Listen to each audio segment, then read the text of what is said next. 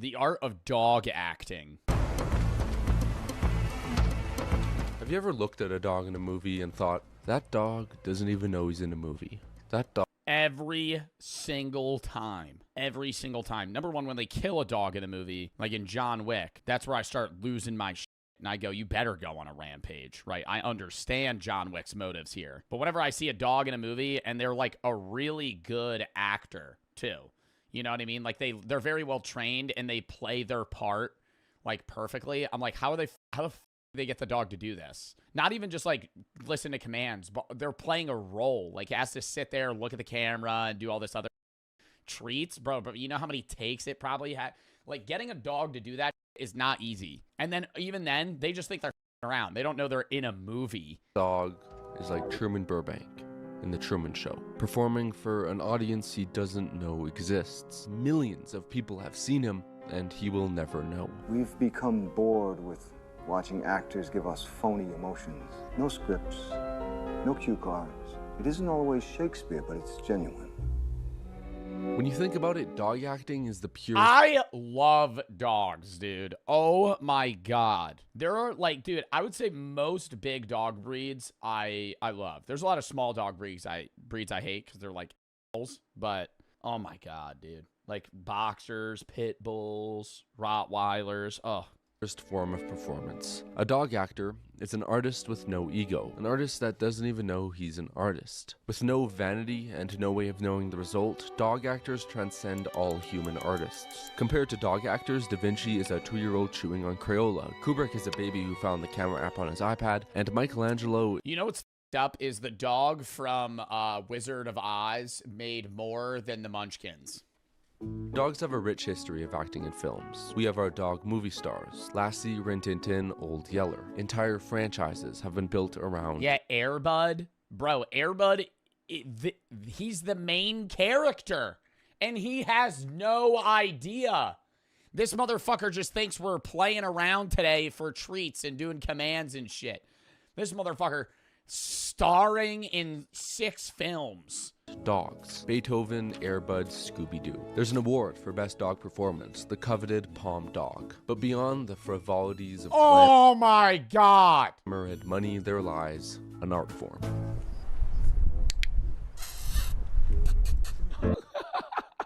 Oh my God, they have a fucking treat on a stick with a tennis ball.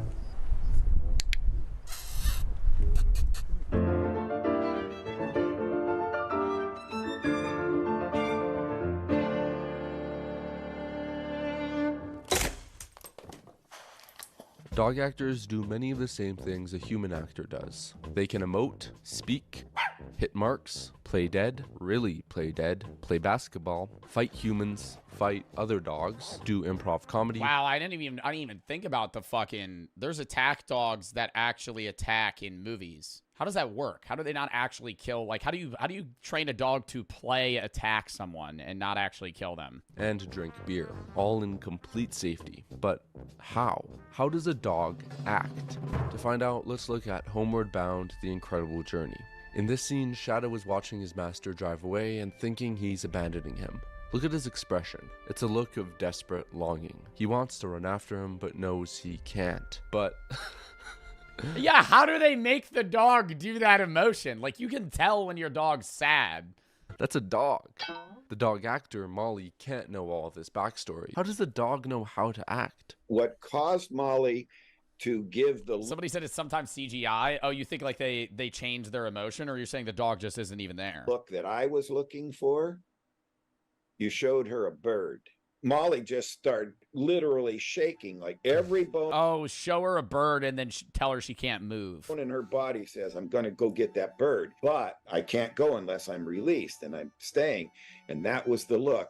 Oh my God. And when you get a big dog and they start going, and they start like, they verbalize their discontent with the situation they're in. He's driving away. I have to go with him. Showing a retriever a bird is just one method. to get a dog to convey emotion. Methods vary from trainer to trainer and dog to dog. The dog's emotions could be a direct reaction to the trainer. In White God, brothers Luke and Bodhi gave award-winning performances as Hagen because of their trainer, Teresa Ann Miller. Everything that the dog does is a reflection of either my body language or my tone of voice. You give very direct cues, one word. Oh my God, dude. And one syllable. And it's able to just fucking give, like, oh wow, that is such like an emotion. That sounded so stupid, but it's like getting the dog to do, like, every dog has these emotions, right? Like when they eat like tissues or something and you come in, or they poop on the floor and then they give you that face. But like being able to just trigger them to do that emotion is insane. Commands to the dog, and you get a quick reaction to what you're asking him to do. When you're working with animals in film, we use a much more relaxed attitude. So I might say, hey, get over there and stay. No, stay. Don't, oh, look, and that kind of keeps him looking and keeps him guessing and it gives him a little bit more range to be able to. And they have no idea what the fuck is going on. I just said Luke and Bodhi played Hagen. 1 + 1 = 1. When you're watching a dog in a movie, you're not actually watching a dog in a movie. You're watching several dogs playing the one dog. What? It's not one dog. It's four. There's 4 or 5 dogs playing one dog.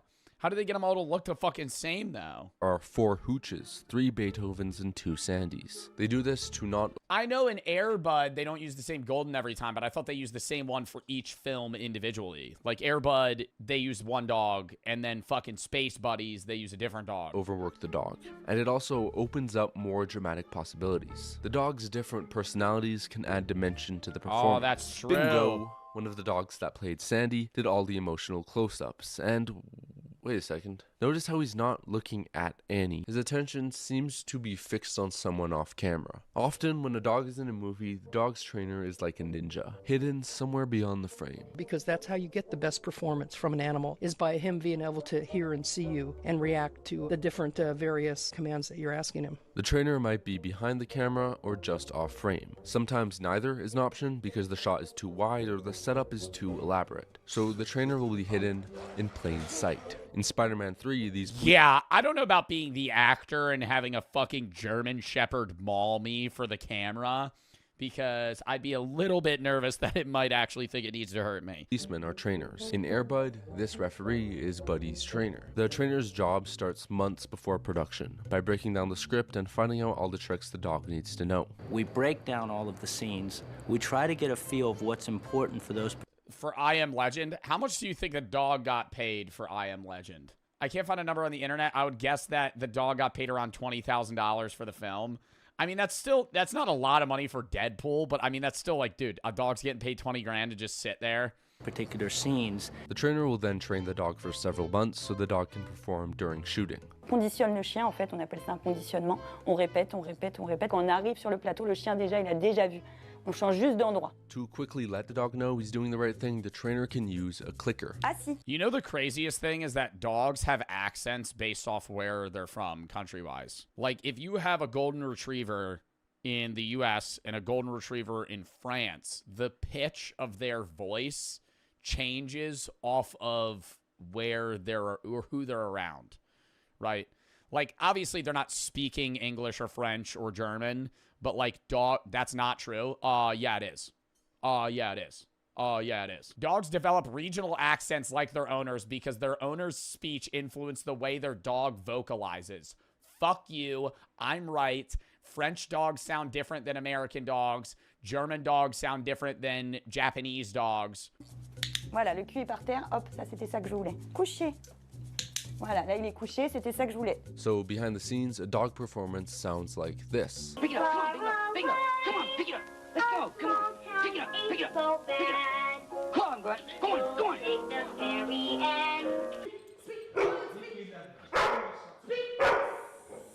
With all those commands and clicks, the audio has to be dubbed over in post. Not Wow. every dog can be an actor. The best dog actors are able to ignore the distraction. You think Daisy could be an actor? Fuck no. I don't think she has it in her. react naturally to the human actors while following the commands of the trainer. But even if they're exceptionally trained, you can't completely predict what a dog is going to do, which can be the best thing. Finding accidents gives life to the movie. Which meant the camera needs to be a little looser than you would normally set up a shot, because you want a little bit of leeway when the dog does do the funny thing and go the other way. You want to be able to recover and go with them. Casting the right dog for the right movie is crucial. The dog from the horror classic The Thing has an uncanny Oh! Oh! I love this fucking movie. I didn't think they would talk about The Thing, the Husky and The Thing. The Husky and The Thing, dude. This is the best movie in the fucking world. This is my favorite film. This is my favorite film. Oh my god. stillness. He doesn't bark or growl. This is because the real dog named Jed is half wolf, which is perfect for his character, who is not who he seems to be. And casting the wrong dog could Damn, because it's a husky, but it's also a wolf, so everything seems a little bit off. Because it's The Thing. risk the loss of a limb, such as in Snatch, where Bo the Bull Terrier got a bit too excited during a take. Straight on his nads, and it did actually get the end of his cock. And the only thing that saved Lenny's penis was his mobile telephone. He bit into my phone. Speaking of crotch biting, John Wick 3 and 4 features many dog action scenes, which presents two challenges. Safely getting a dog to Yeah, how do you safely have a dog maul someone? lunge at and bite a man where no man wants to get bitten, and hiding the trainer. Because directors Chad Wow, I'm now noticing how many nut bites there are in action movies. Why is that a thing? Stahelski uses wide, unbroken, highly choreographed takes, it's near impossible to hide the trainer in the shot, unless the actor is a trainer. Halle Berry spent 8 months learning how to train the dogs and build trust with them. And it wasn't just her. The stunt team worked in hour-long playtime shifts before the dogs would bite them in a specific area. What's digitally moved is the stunt guys put on a special kind of padding. It's colored green. It's like almost a really bright green. And the dog has been trained that go after the green toy. Don't bite anything but the green toy. So wherever the stuntman put the green toy, and that's what the dog would go after. So if we wanted to groin Damn, hit, dude. the stuntman would wear a Velcro green on the groin if it was a form. And the amount of effort they have to put in, dude, that scene in John Wick's probably like 3 minutes long. Maybe a little bit longer, but like months, like almost a year's worth of work for a 3-minute scene. When I see green, get green. And of course, the stuntmen are wearing padding, which is more liable Would you let a dog bite you for $1 million? Fuck yeah, dude. What? than a phone. Faking a dog fighting a dog is a bit easier. In White God, a dogfight was faked by having the dogs play. That's it. Indeed, they were really just playing. They learned to be great play buddies. But with selective editing, added sound design, and blood makeup, the result looks a lot more cruel. Sometimes faking a dog to look mean requires elaborate visual effects. In The Killer, Diva the Pit Bull is acting as a mean, violent guard dog, which wasn't convincing on set because she'd always be wagging her tail. Meaning the visual effects artists had to use You'd be like, dude, the dog's having fun right now. CGI to elaborately remove the wagging tail. That was Oh, they gave her a docked quite tail. a commitment. There was a lot of stuff with that dog shot through a chain link fence, so it was no easy task to remove a wagging tail. The key to faking a dog to be mean is sound design, by adding the right snarl or bark, and that goes for any temperament. Jan, the flower. Is that a wine? A creature of the senses. Max is one of the Jack Russells who plays Milo in The Mask. The sound design of his Oh, what a good movie that was, too. Wow.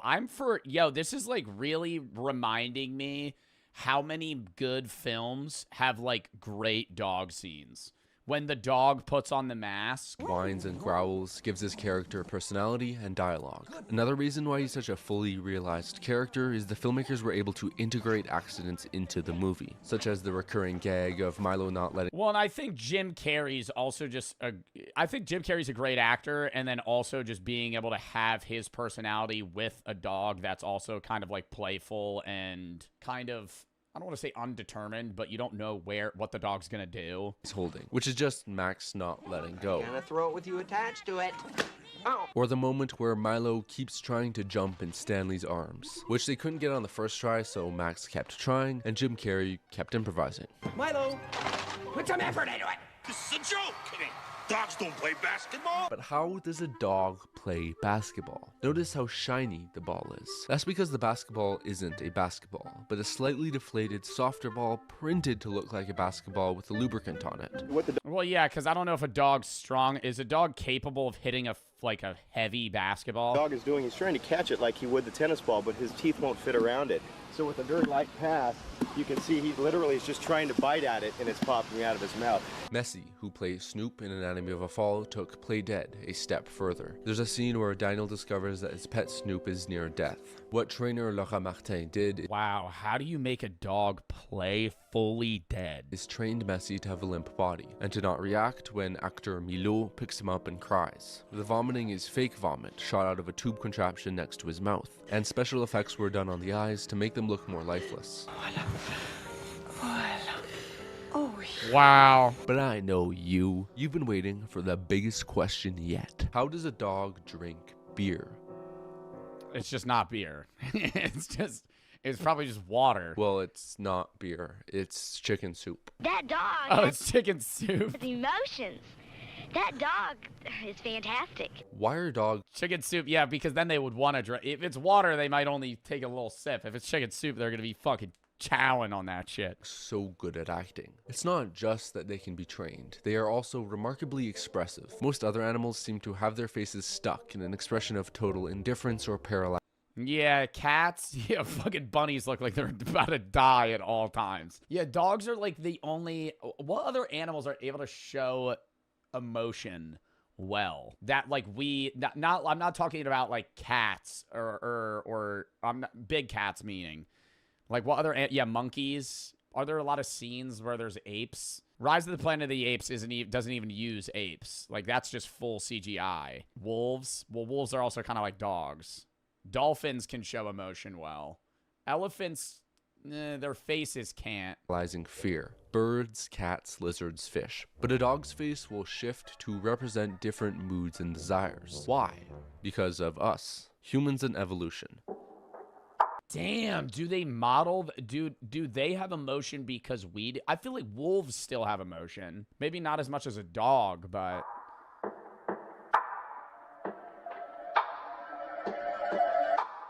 If you compare the face of a dog and a wolf, there is one big difference. The levator anguli oculi medialis, a muscle responsible for raising the inner eyebrow. oh, get the fuck out of here. We're gonna get into human biology and how we fucking domesticated dogs into why they're such good actors. This muscle is present in every dog, but not many wolves. It allows dogs to make puppy dog eyes, which gave dogs a selection advantage. So when a dog emotes, it's not— that dog is adorable. Oh my god. Make puppy dog eyes, which gave dogs a selection advantage. What dog is that? It's got big ass ears. That's a Cocker Spaniel.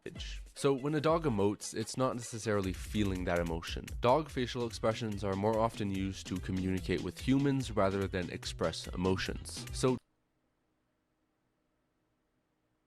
when my dog looks at me with a sad face, it's not actually sad? And it's manipulating me? Dogs have been acting, specifically for people, for thousands of years before the camera was invented. Oh, that's so upsetting. But when they wag their tail, that means they're happy, right? Let me Google that. Usually indicate he or she is feeling excited and particularly social. If you're getting the helicopter tail, your dog is really pleased to see you. Yeah, when their butt starts wagging too, it's like there's too much emotion that they start doing a little butt wiggle as well. Despite evolving and communicating with people, dogs are not people. No matter how much training, a Labrador cannot act like Daniel Day-Lewis. Which brings us to a problem with a lot of dog movies. Dogs acting too much like people. Yeah, that was just straight fake. Movies. Dogs acting too much like people. I feel like you could easily tell when it's CGI though. There's a problem with this footage of Harrison Ford penning a man in pajamas, and it's not that Harrison Ford is penning a man in pajamas, it's what comes next. Dude, I would not be able to do this. Talking about CGI dogs. Adding human features. How much is that guy getting paid to put on fucking a suit and act like a dog. Cheers to a pooch isn't just weird, it's wrong. Dogs emote and communicate in ways that are different than people. They use their ears, posture, and tail. CGI itself isn't the problem. Before CGI, we had another weird way of simulating dogs, puppets, which has the same problem. Our minds already impose human characteristics on everything, from a light socket. Yeah, we gotta bring back dog actors. Dude, they're getting rid of dog actors, man. They're getting rid of dog actors, replacing it with CGI. In that one fucking movie with Kevin Hart where they all just fucking speak, that one I understand because it's impossible to make that film with real dogs. But, like, we're just gonna get AI dogs now. To a car, to, of course, dogs. From our point of view, panting looks like a smile, and a closed mouth could make a dog look sad. We don't need a computer or a puppet's help to anthropomorphize a dog. Adding human characteristics to a dog will not be a great dog performance. That's a human performance pretending to be a dog one. That's not to say that CG or animatronic dogs should never be used. Which is another reason why The Thing is the greatest movie ever made. I mean, it's that simple. There's a real dog actor, great plot, cliffhanger at the end. You never know where it's going to go. And I mean, dude, it's the greatest movie ever made. They should if you're simulating a dangerous situation, like dogs running across a frozen lake during a storm. A dog's safety is the most important priority. The American Humane Association has had a representative on Hollywood movie sets since the 40s to monitor the dog's safety. That's where no animals were harmed comes from. Faithfully recreating a real dog using CGI or animatronics is a painstaking craft, and I don't mean to demean the artists who make them. But as long as the dogs are safe and comfortable and enthusiastic, it's just not needed. But there is an exception. A magical place where dogs can talk, laugh, and cry. Oh, like cartoon dogs? Yo, it's still so weird, though, that Goofy owns... What's the name of the fucking dog? What's the name of the dog? Goofy owns another dog. Pluto. And I saw Neil deGrasse Tyson asked a Disney representative about this, and in the Disneyverse, if the character wears clothes, it can own other animals that don't. Naked animals are pets and food. And other animals that it's like slavery. I wouldn't say it's like slavery. I would say it's more so that's how they in Disney, in the Disneyverse, they differentiate humanoid animals and non-humanoid animals by clothing. Mickey wears clothes. Goofy wears clothes. Pluto doesn't wear clothes. He's naked and with a collar on, which means that he is not conscious the way that Goofy would be. It seems like every animated movie has a dog in it. Most of these dogs are anthropomorphized, which in this case works great. Animation is unbound by reality and can be a caricature of it. But I believe there's a line here too. And when a cartoon dog acts too much like a human, they become boring. Take All Dogs Go to Heaven. The dogs here have characteristics that are so human they could be any cartoon animal. The best Yeah, there's like no reason that they're dogs. Cartoon dogs blend human and dog behavior, such as Mark Anthony.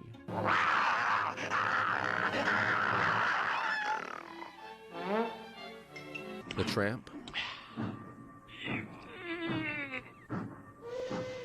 Or Lion King. And Pongo.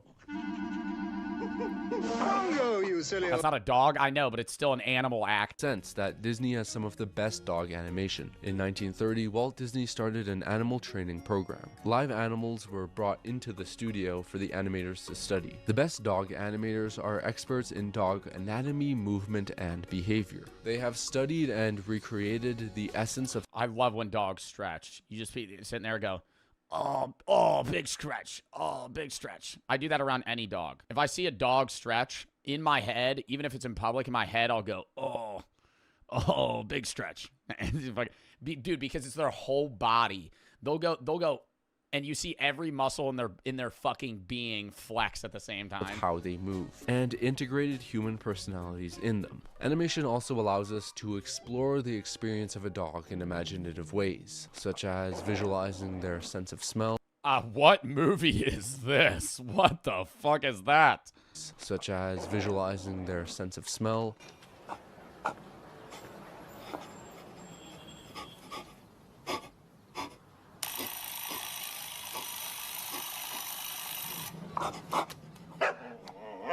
Or their thoughts. Oh, get it! Oh boy, I will get it and then bring it back. There's no limit. Up is a fucking great movie. I wanted to watch Up the other day, but the problem with Up is it's not a feel-good film. It's so sad. It's such a sad fucking movie. To the ways you can stylize an animated dog, but realism is powerful too. Seeing an animated dog behave exactly like a Frankenweenie. real dog is interesting because of its authenticity, and can give us an appreciation for a dog's mannerisms in real life, such as the old dog in Kiki's Delivery Service, with his single tail wag, or the way Bruno from Triplets of Belleville asks for food.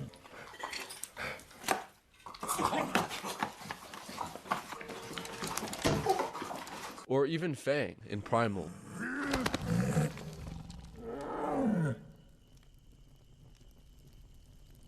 That's not a dog. Is that some... Bitch, that's a T-Rex. A dinosaur inspired by the director's Bernie's Mountain Dog.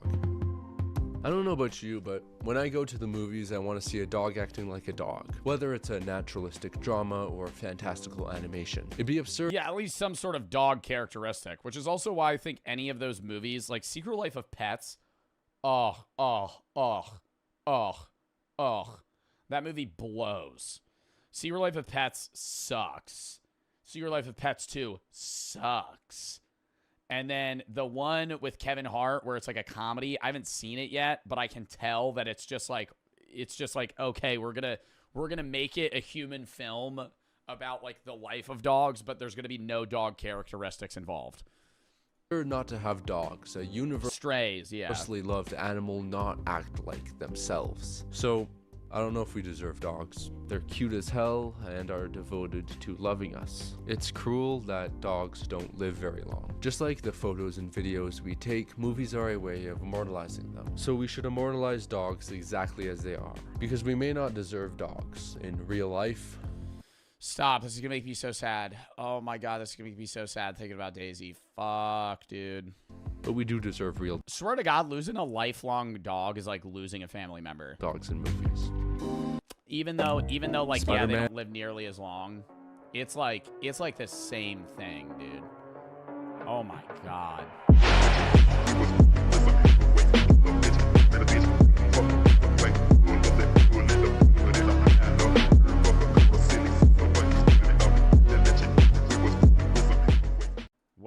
What is Crispy making for the bingo card?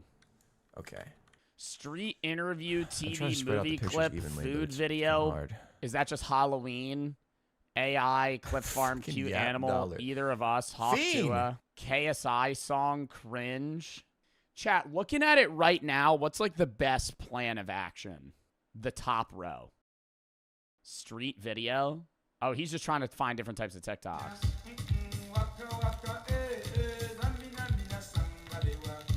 Did we just do a brain rot space? Like, I mean, brain rot's similar to cringe, though. But I'm using an incognito tab so I could be signed into my own For You page and a random, like, ungenerated For You at the same time to get some variability here. Just so we know. Like, this is, like, just a random TikTok stream. I mean, we're going to be doing the bingo card. I don't know. What do we think's going to be more useful for finding some of that shit, though? Hawk Tua, probably my For You page. I think a lot of this kind of like John Pork shit I would not get. I think that's just going to be a random For You page. I think my For You page, YouTube Shorts, I don't know if we're allowed. It's going to be TikTok bingo. what's the last space on the board? The last space on the board is conspiracy theory. Okay. I don't know. Conspiracy theory would be fucking hard. Fortnite would be. I don't know. Fortnite. I would mean, be, we could just throw Fortnite on the board. Oh, Costco guys. Yeah, we should tell them that. Costco meme. Costco guys. Fiend. All right, we'll put fucking Fiend on the board. I am not gonna find a fucking Fiend clip. How many times on TikTok do you guys get Fiend on your For You page? What? Oh, chat, should I start farming my For You page right now for these specific things? Yo, I am going to lose this so bad. Hello. Hey, how's it going? How's it going, dude? We just made this board, and I wanted to show you it and see if you want to veto any of these spaces, or if you have any of your own in mind, because it's pretty fucking scuffed. Should I pull up your stream, or are you going to send me a picture? I guess just share screen or either or, whatever's easiest. Let me know. It's like a lot of, I don't know how brain rotted your For You page is, but my plan was I was gonna scroll on my For You page, and then I have just a blank, like, no account signed in TikTok page just to get like some of the other things. What is the $ with the mouth? Or the dollar dude, that's Yap mouth? Dollar. You never seen that motherfucker? Never seen Yap Dollar. Never. I'm fine with that. Wait, scroll or zoom out again. I'm assuming is it just Roblox is the left one? Roblox, John Pork. We got the pumpkin is anything to do with Halloween. So anything Halloween themed.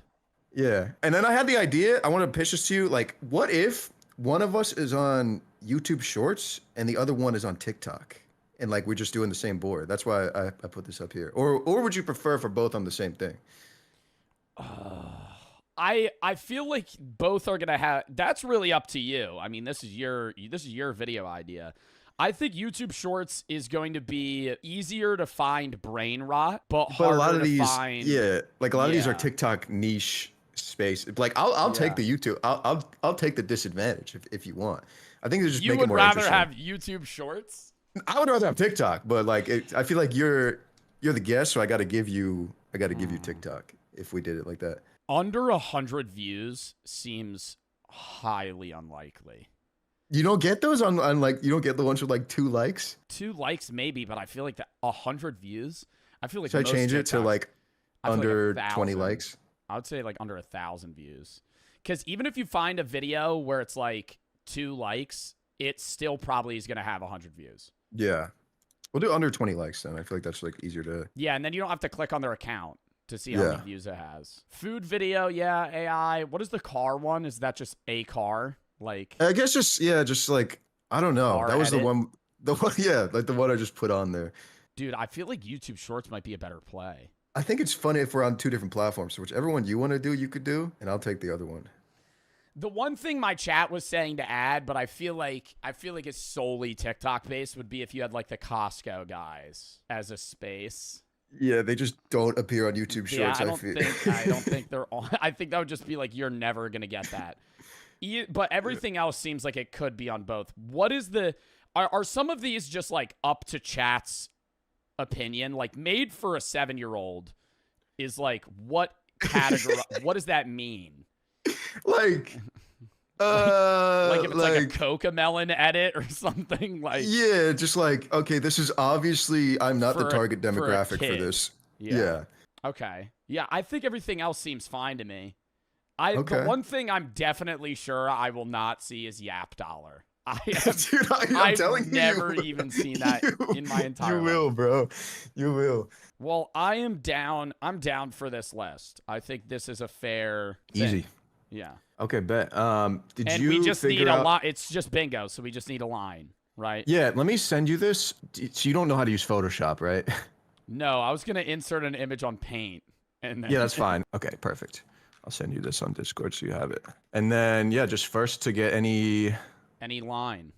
Horizontal, vertical, diagonal line. I think the top horizontal line, if I had a lucky pull, I could get in like 2 minutes. That's the thing. I hope we don't. I hope this. I hope it's harder than that. But like, should I mix them up? Should I mix them up? Maybe. I just feel, looking at the list myself, the top one just looks like, if I was scrolling on TikTok. Oh, you're right. Day, I could have AI Halloween food, any TV movie clip, and then a screen swap interview. These two. Yeah, I would say just move those around. That's saying 100 subs. Are you down for that? 100 subs. You down for that? I'd wager 10. I'd wager 50. Okay, 50's cool. 50 gifted. 50's 100 cool. subs, like $500. $500 on a TikTok bingo card. All right, man. I feel like this is going to be so quick. I feel like it's just gonna. I don't think it is. I feel like it's gonna be like 20 minutes, but because you said the one that you did took like an hour. Usually I can get a bingo in under an hour. Yeah, but we'll see. I mean, okay. Are you ready? I am indeed ready. Okay, and also are we deafening? Like, are we speaking to each other, or? We'll deafen, and like you can I can, Well, I'll mute and or then I'll we'll mute. unmute. Yeah. Like every few minutes, we'll check on each other. Also, did not mention this. Only one space per video. So if it has like multiple things in it, you got to pick one space to knock out. But I'm allowed to choose what I want. Right. Yeah, but if it's like a cringe brain rot video with Yap Dollar and Fiend, I can't. Just okay, which one do I fucking take out the board? Yeah. Okay. Okay, yeah, I'm ready. All right. You count it down and then I'll start scrolling. All right, ready. 3, 2, 1, go. Good luck. Good luck. Chat, we have to remember if we're missing anything. What happened to all the lyrical rap? These days, it's a whole lot of mumbling crap. These days. Okay, so we have cringe. Chat, remember all of these in case... Okay, remember all of these in case we hit any of them, okay? It's just COD videos. It's just straight COD videos. Okay. I want to thank my mom. You guys gotta help me here, bro. For anyone listening Podcast. When you start following God, especially, man. Real shit. Okay, that's the first space. A little inspirational, little inspirational podcast clip. There we go, baby. There we go. Sam's Club arched bookcase. Does this count as Halloween? The audio is, but that's a sponsored video. I don't think that counts. What the fuck was these, man? Bro, I can't do this shit, bro. I swear to God, I can't do this shit. So this is No. World of T-shirts meltdown. My name is Joshua. I'm getting a lot of World of T-shirts. Let me know if I'm getting anything. KSI down. Okay. We're looking at a middle line here. Fiend, John Pork, and a mobile game ad. That's good. That's good. We're working well right now. Joe has 2? All right, what the fuck? I present to you the Kid Cone. Why is Jimmy Kimmel on Shark Tank? Wait, TV! There's a TV clip! TV, movie clip. There we go, baby. There we go. Okay. I have 30. Spooky, scary skeleton. This is Halloween. Okay, one more. Let's go for it. I don't think that doesn't count as for a 7-year-old. Split screen. Split screen. Split screen. Split screen. Split screen.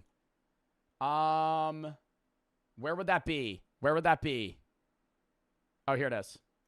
Oh God, we're getting random spaces right now. We need things that connect. Oh, that's a podcast. Wait, no. I'm undoing it. I'm undoing that. Podcast seems better than a split screen. Split screen's so common. We're gonna go podcast clip there instead of split screen. I'm gonna be going between incognito and my actual For You page on my account. So let's do a fresh incognito account here and see what we get.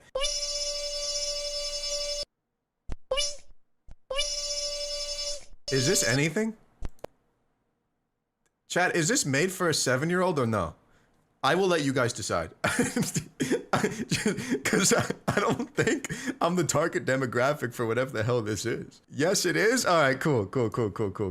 Made for a 7-year-old. All right, look at that. Look at that row. We're making good progress. Guess what? What? I love you.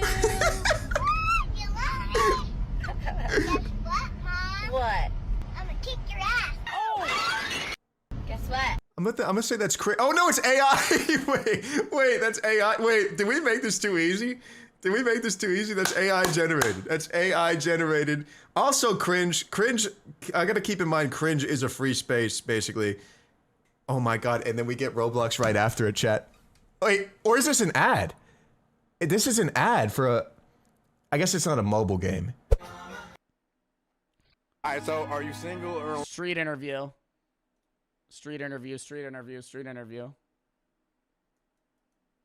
Okay. What else are we looking for, though?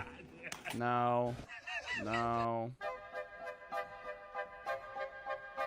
Does that count as food? It's a sponsored post. I mean, I still think sponsored posts count as food videos. It is a food video. That's my girlfriend. Oh, that counts as a friend. That counts as a friend. I gotta go back and like it. She'll be mad at me. That counts. My girlfriend. She's also my friend. She's my best friend. That's not a movie clip. That's a TV clip. Where is it? TV clip. Oh my God, that was a bad X. You almost have bingo, Joe? Here are the... No, okay. Right now I have... The closest thing I have is the horizontal or vertical middle line down. I need How Streamer much- Clip Farm and Yap Dollar. I have 1, 2, 3, 4, 5, 6, 7. I have 8 slow spaces. down, man. Holy shit. How the fuck are you doing this fast? Are you just like speed scrolling? Oh, yeah, I'm not watching every video. You don't have to watch every video, but like, just like absorb the content a little bit, I'm absorbing it a little bit. But like, if one's obviously not on the list, I skip it. Okay. Got it. Okay. All right. Just making sure. Okay. So you're close? I would not say the line that I'm looking at right now I will get because it has Okay. Yap Dollar. Okay. So, All right. All right. Good luck. Baby, 给你编个魔术。 Different language. Okay, this. Do I count this? Do I count? Like, this is an ad. It's a mobile game ad, but it's like an actual ad. Like, I was thinking, like, it has to be an actual short. Yes, count it. It's a mobile game ad. You're losing, so yes. Okay, you know what? It's a mobile game ad. We're taking it. We're taking it off the board. That doesn't really do much for me in this current time. But we'll keep going. Streamer Clip Farm? Game over, guys. Anything you want to say before we die? That is definitely a Streamer Clip Farm. That is 100%. Does that count? Does that count as a Streamer Clip Farm? Oh my God. Yap Dollar would be fucking crazy right now. I feel like I should switch. I feel like I should switch to not my account. Thoughts? Just give me my money. It's time to make your thingy twitch, bitch. Look at me in the eyes. Oh, this might be a bad play. We might need to switch back. Dude. This is the magic science experiment that'll make kids put down their phones and fall in love with science. Pour 4 cups of water into a plate, lay a paper towel over it, and wet it thoroughly. Place a candle in the middle. Does this count as AI generated? The voice is AI generated. I need to go back on mine. And I need to find me or Crispy. We need a doom scroll right now, chat. He's one away. No, you're not.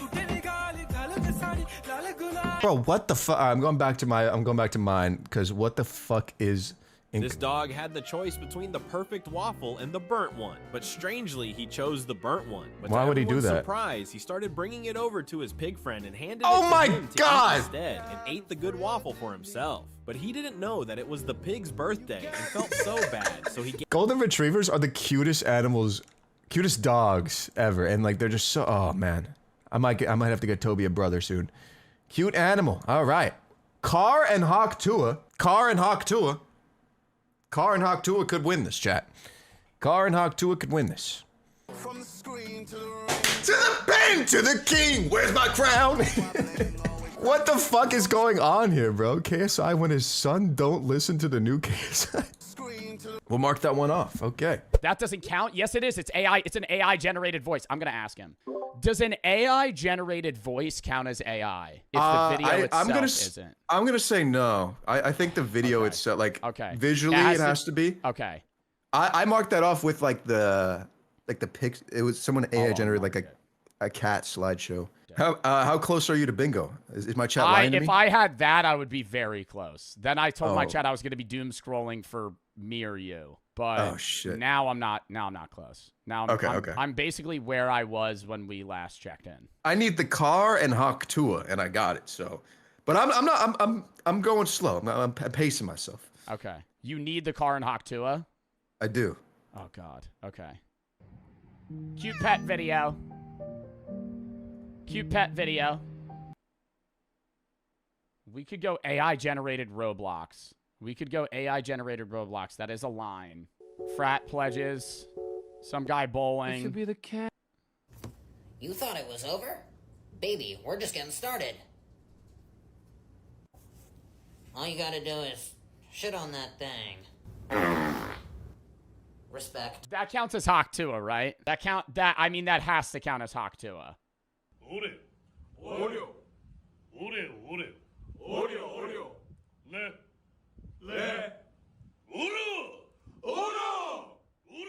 Is that actually a different language? It's Oreo and is that a different language? Yeah. I don't know, dude. That's Japanese. Yo, I'll cross it off, but fact check me later, chat. I don't think that counts. Open a China. I mean, yeah, cars in the video. That is AI. The whole video's, but it's not, the video itself isn't AI generated. Dude, I was getting so many AI videos the other day. Why am I getting none now? Good game. Good game. Good game. Hey, you can't do this! No. The Jinxie one was split screened? Yeah, it was. It is a TikTok clip. Okay, so we got split screen. We need random guy in a corner. Something along the lines of like, back when La La La first came out, you kind of had an eye for Who's he talking to, chat? what was going to work on TikTok. You kind of knew. I didn't know that it would go that hard. I don't think anyone could have. No, it's my friend! My friend, baby, no money, man. Baby, no money, baby, no money. Saying like, This is so huge. I turned into Nick. No! Does Bizkif count as a streamer clip farming? I don't know. I was thinking more like phased Ronaldo. Although, I mean, Bizkif's whole career is built on clip farming. You could argue. You could argue that. What would happen to your body I if won't you were put it. hit by a There's a food video and it's got Baby No Money in it. Why am I just getting all Baby No Money videos? Food video. Thank you, Baby No Money, for the space. Thank you, thank you, thank you. do you remember the scrap? Wait. What's up, man? How are you? I'm in the video. Sure, do something cool. I can play basketball. Okay, where's the hoop? No, it's in my room. I can dribble. Chat, did I just win? Let me see what you could do. Or no? Let's see. This clip sucks, though. But that's me! That's me! That's me! I didn't win, did I? No. Where? Hawk Tua and get out, chat. Hawk Tua and get out. Hurry before he wins? How's he doing? Let's check. Joseph, how we doing, man? Don't tell me you got it. No. I did not get it. Just checking on you. I need random guy in a corner. Oh, no. And that's the only thing you need? Right now, but okay, here's a question. AI generated, does it have to have a tag that says AI generated or just No. Like, it's just obviously, like, visually, you can tell it's AI. What do you know, need? like, I'm still on the same, car and Hawk Tua or get out and Hawk Tua. But it's tough, man. It's tough to, like, you get stuck on one space a lot of the time. So, like, I feel like it's still anybody's game here. Yeah, I'm still just trying to find anything, but I'm, like, more specifically looking for just some guy. A guy in the corner is just somebody watching a video, not talking, right? Yeah, basically they're adding, like, no input, basically. Okay. I wouldn't hunt for it, though. I feel like you're gonna fuck yourself by looking for that. Yeah, I'm like scrolling past a bunch of stuff that might help me. Yeah. I mean, that would take it slow. That's my advice, bro. Play how you want to play. All right. I'll see you soon.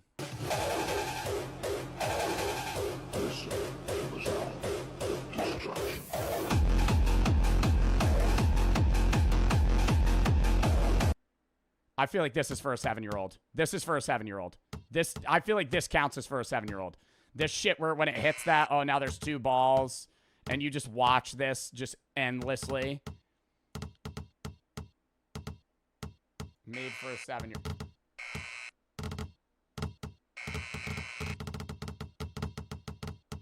Did I get question?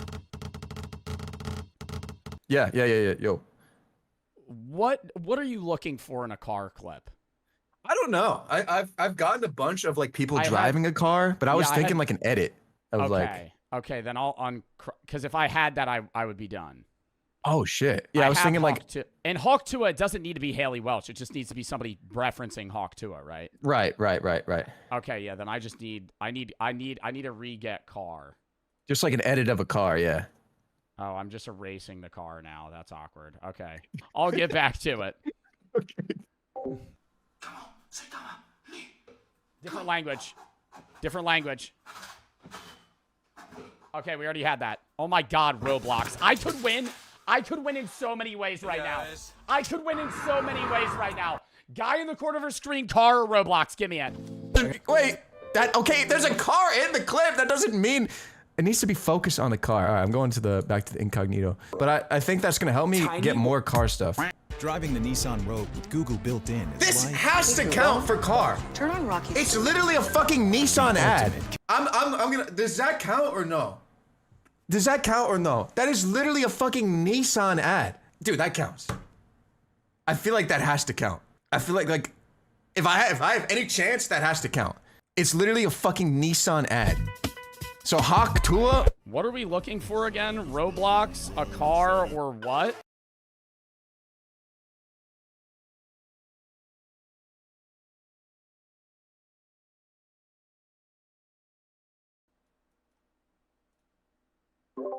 I think I've done it. No. I think I've done it. I have I have a clip of a guy sitting in the corner not talking, playing Roblox. But I only took the Roblox from it. Or I could take random guy in a corner. But either way, I have both lines. Oh my god, bro. Wait, so you got Big O twice? No, well, I didn't use him twice. But I'm saying if I took one or the other, it would still complete my my line. It'd Which be either that line or that line. Which line did you get? I chose street interview made for a 7-year-old, KSI song, different language, and Roblox, but I also could have just gotten street interview, Hawk to a cringe, split screen, and random guy in a corner. No, dude, that was so easy. Damn. Wait, I want to pull up your screen. I want to see what you have. Like, go on your bingo tab. I was so close. I just needed Hawk Tua. That's it. And I can't believe I didn't find that. You couldn't get Hawk Tua on YouTube Shorts? Nah.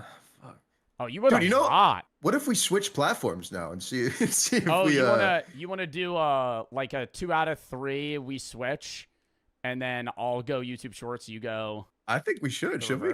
I'm down to do that. Fuck it, yeah. Okay. Yeah, I was close, man. I feel like I don't know. TikTok, in my head, it seems like it's easier. I think TikTok, you have more variety. I feel like you probably saw a lot of the same things over and over, just guessing, but I mean, YouTube Shorts, the incognito tab, if you do that, it's literally just all Indian videos, and it's just like what the fuck am I being fed? It's very weird content. I don't think I've ever scrolled YouTube Shorts. You're about to be in for a treat. Yeah, it's a lot of I don't think I've ever scrolled TikTok on the computer. Yeah, that was the first time I've ever done it too. Is it like the same experience? It's a lot slower. You can't like speed scroll. All right, well, fuck it, man. Best 2 out of 3. You ready? Best 2 out of 3. Here we go. I'm ready whenever you are. Count it down. You count it down this time. You got it. Oh, I get to count it down? Yeah. 3, 2, 1, go. Good luck. Chat, now we're on the YouTube Shorts grind. Now, babysitter saves 2 kids. Oh my god. Dog from House Fire? That was split screen? Where?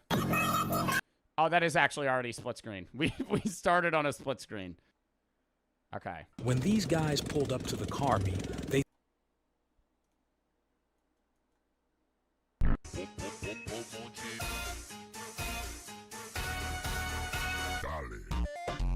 That's 7-year-old content. That is, I would count that as 7-year-old content or cringe, but I'm gonna go 7-year-old content. Like, that is just dumb. Encounter my NPC. If you get gored by a bull, there's about a 30% risk of having a thigh or groin injury, a 20% risk of having a leg injury, and we'll have to treat you for penetration. Does this count as random guy in a corner? Would we be able to pause for a second so you could review this clip of mine? Yeah, go ahead. What is it? He's adding something, but I don't think he's adding anything of substance in the corner. If you get gored by a bull, there's about a 30% risk of having a thigh or groin injury, a 20% risk of having a leg injury, and we'll have to treat you for penetrating trauma. Like, what? That is, bro, that is adding nothing, dude. He's just fucking yapping, bro. Yeah, That adds, if you get hit by a bull, there's a 20% chance that you're going to be injured. Yeah, you can mark it off. That's fine. All right, Dub, we got it. Random guy in a corner. Bam. Okay, TikTok time. Josh Peck.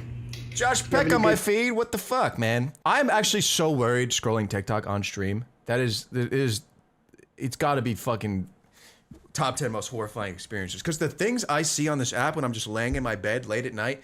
Did you know I'm utterly insane? Great posts. Really impressive. Where do you post? TikTok.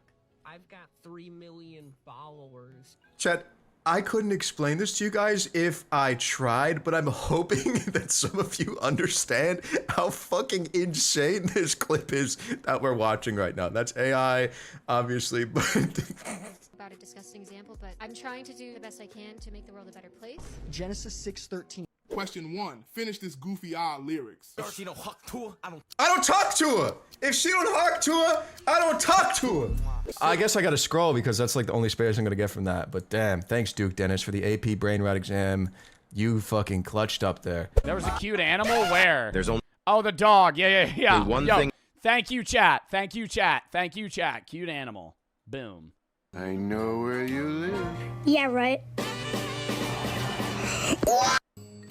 That's Roblox. That's also made for a 7-year-old, but I would rather have that as the Roblox check. Oh my god, I'm not gonna win YouTube Shorts. Dude, they're all the same video. I mean, that's split screen, but we already have that, right? Yeah. Oh my god, it's food! I literally said, yo, that looks really good, and I didn't mark it off. Okay, we have food. I think your mic is muted. Chat, can you hear this? This might be a clip farm. Clip farm.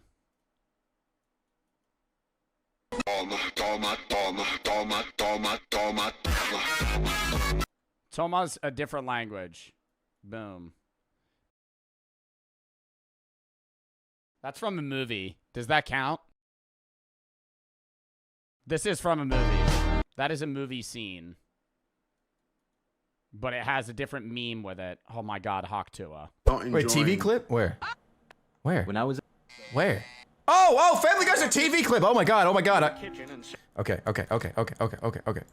The fuck is going on? Wants you, you are a terrible person. Us men, I'm alive. Does this count? Is this split screen? 100%. Okay. That is split screen. Yes, many. You gotta scroll faster. Don't tell me that shit. Don't tell me that shit. Oh my god, I am so sorry. I was just trying to help. Ever heard of a phone? I'm Detective Carisi. Now, you gotta be the groom. Yes, yeah. What the fuck is she looking at me like that for? She's not your wife yet. Take my advice. The fuck is she adding to this? Alright, counts. No sexism here. Yeah, we're all about equality here on the Crispy Concord channel, so that is a random guy in the corner. I don't see gender. Like him. Handsome fella. Hey, that's a friend. Too much, and I'm with my friends. I'm like, we've had some good times together, right? All right, a friend.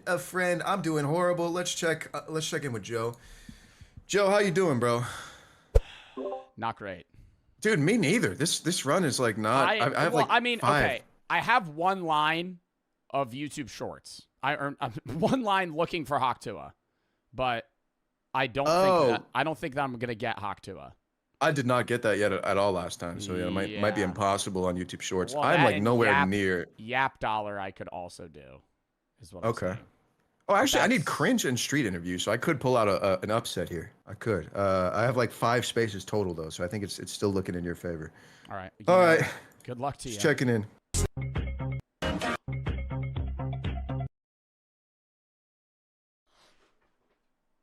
I'm so sorry. What happened? I got it. Oh. You want to see the Hawk Tua? You want to see the Hawk Tua clip I got? Oh, yes. What the fuck, man? How are you so good at this? Go ahead, play it. People in 1900s will have flying cars in the future. Yeah, that's amazing. That's made amazing. For a 7-year-old car. I got like multiple car clips. I got none on TikTok. Cute animal TV Hawk Tua made for a 7-year-old. Yeah, you just fucking bodied me at my own game, bro. I think the only reason I got this line though is because of YouTube Shorts. Because the made for a 7-year-old, I don't even know if oh no, I did get that. But that was way hard. I found this in like 10 seconds on YouTube Shorts. Whereas on TikTok, it was like I got lucky and I got one of those, you know those ball videos where it like bounces and duplicates? Yeah. It's like boing, like one of those. Yeah. Oh, fuck. Okay. Well, good game, man. I mean, that was that was so much quicker than I thought. What did we say? 50 subs? That was the wager. I feel bad though. Like I feel like I got lucky, you, dude. Like I got you. Either I got lucky or you just got really unlucky.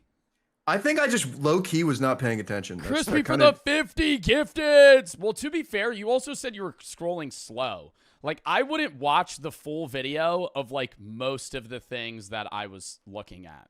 So, you were just locked in, basically.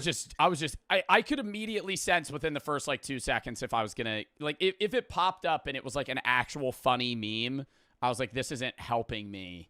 Like, I would watch maybe 1 or 2. but I would just immediately just go to the next one. I should have did that, bro. I was just trying to like absorb the information. Sometimes you learn from TikTok and YouTube Shorts, man. You get some good information on there sometimes.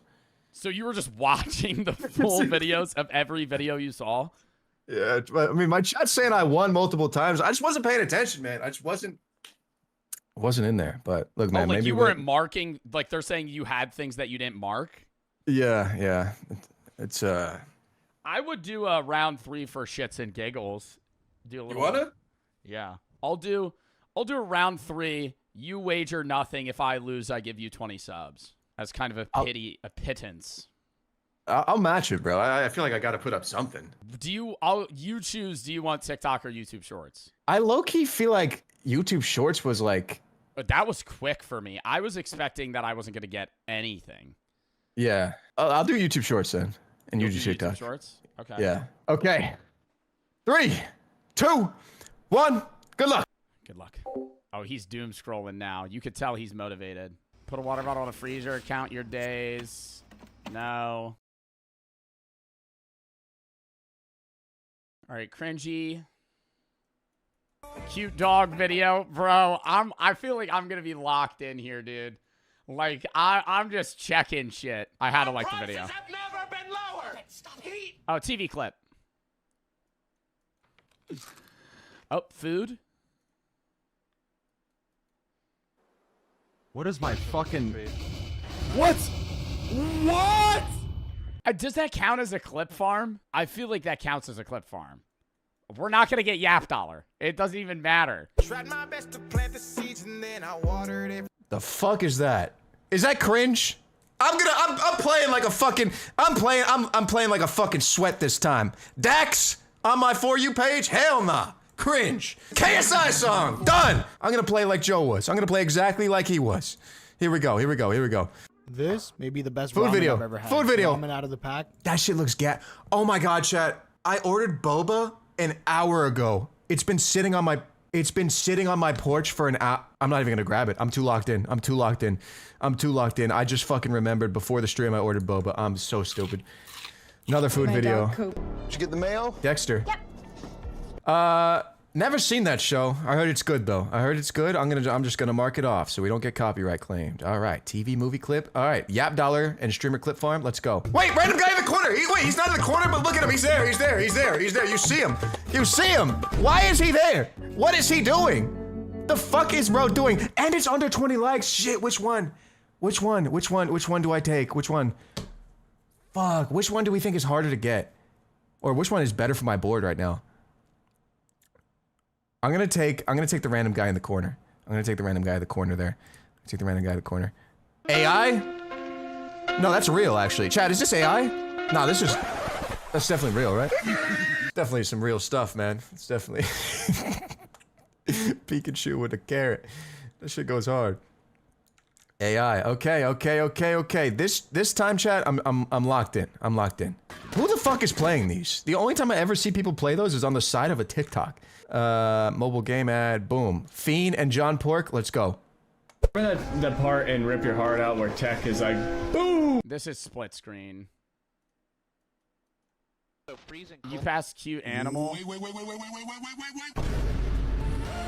already have TV clip, right?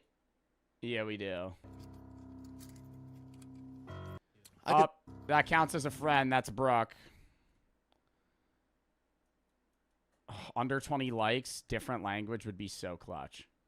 You already had different language? Yeah, but I don't remember seeing it. Oh, okay, that's different language. Bro, under 20 likes. Do we doom scroll? But Diddy isn't even in charge. That's bogus. The mastermind is Liam Cullen. Said God chose him. What the fuck is going on? All right, I'll take that as a little podcast clip. I'll take that. Oh shit, we're fucking up. Podcast clip. Okay, chat. Look at this. Bingo right here. Cute pet. Cute animal.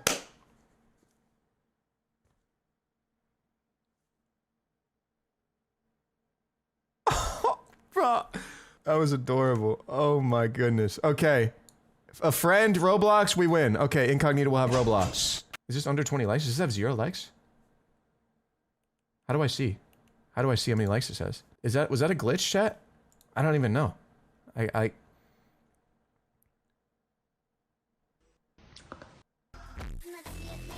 Roaches causing... Did it actually have none? I'll find a different one. No, because see, that has no likes either, but 62 comments. Under 20 likes should be pretty easy if I just focus on that real quick. I don't know why I want to focus on that, but I will. Watch. I guess it... This was probably made for a 7-year-old. Made for a 7-year-old. Okay, Hawk to again, we're in a similar scenario here. I know you can't hear. Why are you? Yo, are we cooked? Yo, are we? Really Did I really just forget that Mel? Can it be the same friend twice? Can it be? Chuck, can it be the same friend twice? Or is it? Is that? Are we saying that, or is that too much? Is that too much? Okay, fuck it. You guys are more. I would have said no, but you know what? It could be the same friend twice. Roblox wins it all! Roblox wins it all! Roblox wins it all! Come on, show me Roblox. There's ain't Roblox. Under 20 likes, though, I'm not gonna find that. I'm not gonna find under 20 likes, chat. That's so hard. On the other account. Name and badge number, so I could put one of. Where? Where? Oh my God, that's Brooke again. I'm just getting Brooke. Oh, what do you need? Hot tea? Coffee? On the other account? Where? Through my game. Through my game. Bro, I feel like I just go back on my account. Don't sell. I'm not selling. Roblox.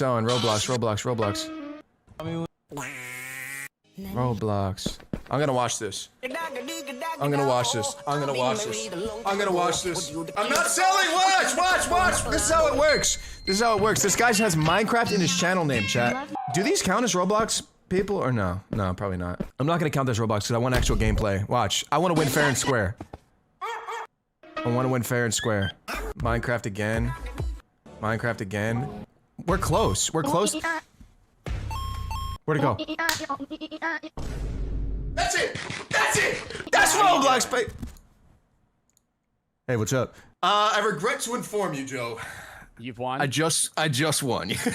Literally in this very moment. What was your line? I got the diagonal, Roblox, a friend, cringe, cute animal, AI generated. Fuck. Dude, I was just scrolling for under 20 likes. Because I have another line that almost has Yap Dollar, but I'm not gonna get that. So I was. You didn't see Yap Dollar once today. You've seen Yap Dollar? I haven't, bro. But I gotta show you. I feel like I have to show you what this is because you're not gonna believe me that it exists. Damn, I can't believe you got that. I was just looking for 20 likes.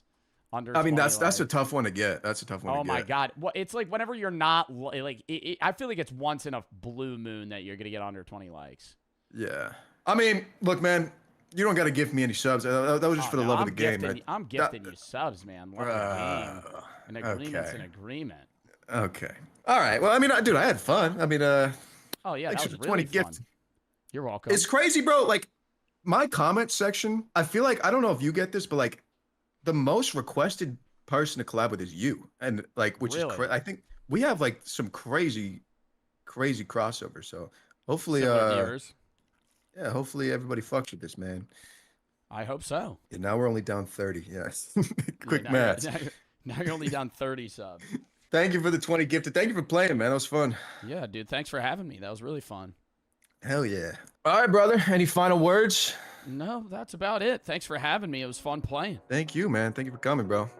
For sure. I will catch you later, bro. Talk to you soon, brother.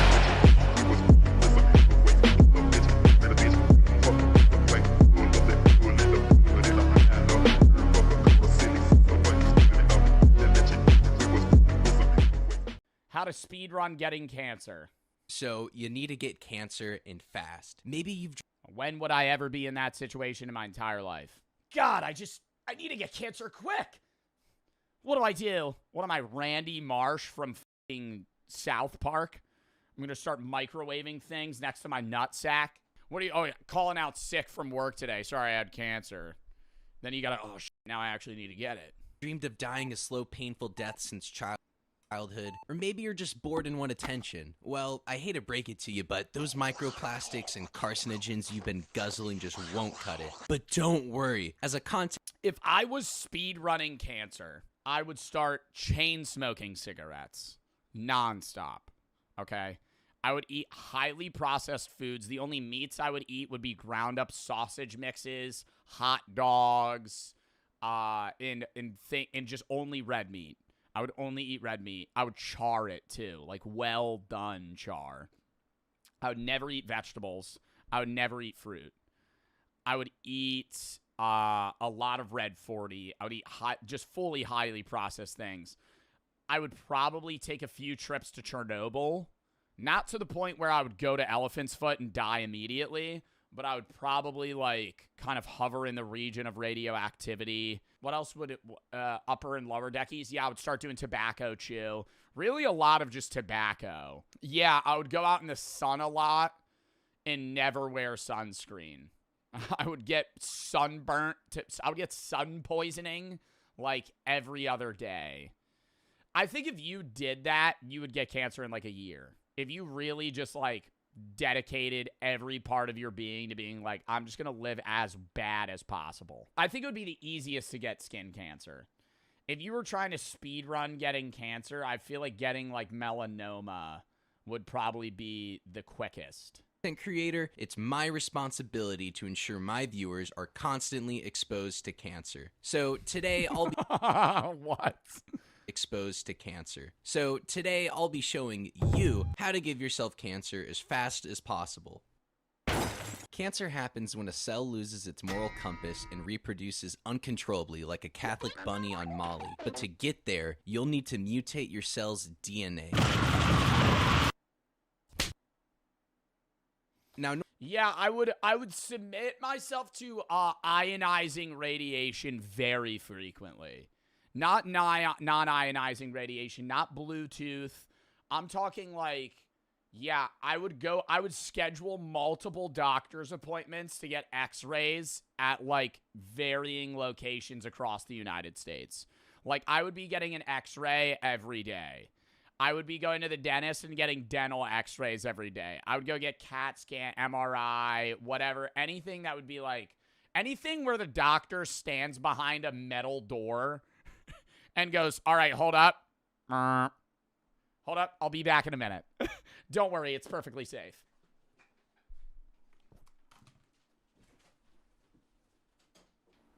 Did it scan? Some shit like that. That's definitely, you do that every day? Oh, for sure. Normally that takes years of aging, but we don't have time for all of that. So let's expedite the process with a buffet of carcinogens. Smoking is a great way to look badass, but did you know it's also a leading cause of lung cancer? Smokers are 25 times more likely to develop lung cancer than non-smoking losers. So I suggest you start chain smoking menthol. Yeah, start day drinking and smoking cigarettes at the local park. Red! As soon as possible. They're better than your standard reds because they numb your throat. Unfiltered, too. Allowing a deeper inhale. Doctors even used to recommend menthols to relieve stress and treat asthma, but the sober tards over at the FDA had to come in with their clipboards and science. Luckily, they haven't ruined alcohol yet. A great way to shorten your life and boost your risk of cancer is The only problem is if you're trying to speed run getting cancer, most things that give you cancer also increase odds of death from cardiac arrest, stroke, and other things. So if you're speed running cancer by drinking a lot, smoking a lot, and trying to do a million other things, you might die of a heart attack first. Like, you might have a stroke and die before you get cancer. Regular alcohol consumption. When you drink, your body converts alcohol into acetaldehyde, which is basically paint thinner for your DNA, but tastes slightly worse. Acetaldehyde is more toxic than alcohol, so our livers turn booze into something worse than what it started with. Great job, evolution. Slamming Four Locos doesn't just ruin your chance at employment, it can mess up your DNA, causing mutations that slow cell repair. But if you're constantly binge drinking, you're more susceptible to drunk driving, overdosing, and suicide, which would end the cancer speedrun on a technicality. I suggest going easy on alcohol if you're going for a pure cancer build and focus. Yeah, I think a pure cancer, if you're going for just cancer, alcohol is going to kill you first from other things. It still is going to increase odds of cancer and definitely potentially going to give you, like, liver cancer later in your life or liver disease. But cancer build and focus on other carcinogens to make up the difference. For example, processed meats are a great alternative. Yeah, just straight ripping Slim Jims. Just only Slim Jims. Over and over. That's all you eat. Salami, hot dogs, fucking sausage. That's it. Are a great alternative. In 2015, the World Health Organization classified processed meats as a Group 1 carcinogen. That puts hot dogs on the same list as... Wait, what? Processed meat is classified as a Group 1 carcinogen? Processed meats as a Group 1 carcinogen. That puts hot dogs on the same list as cigarettes and uranium, which are the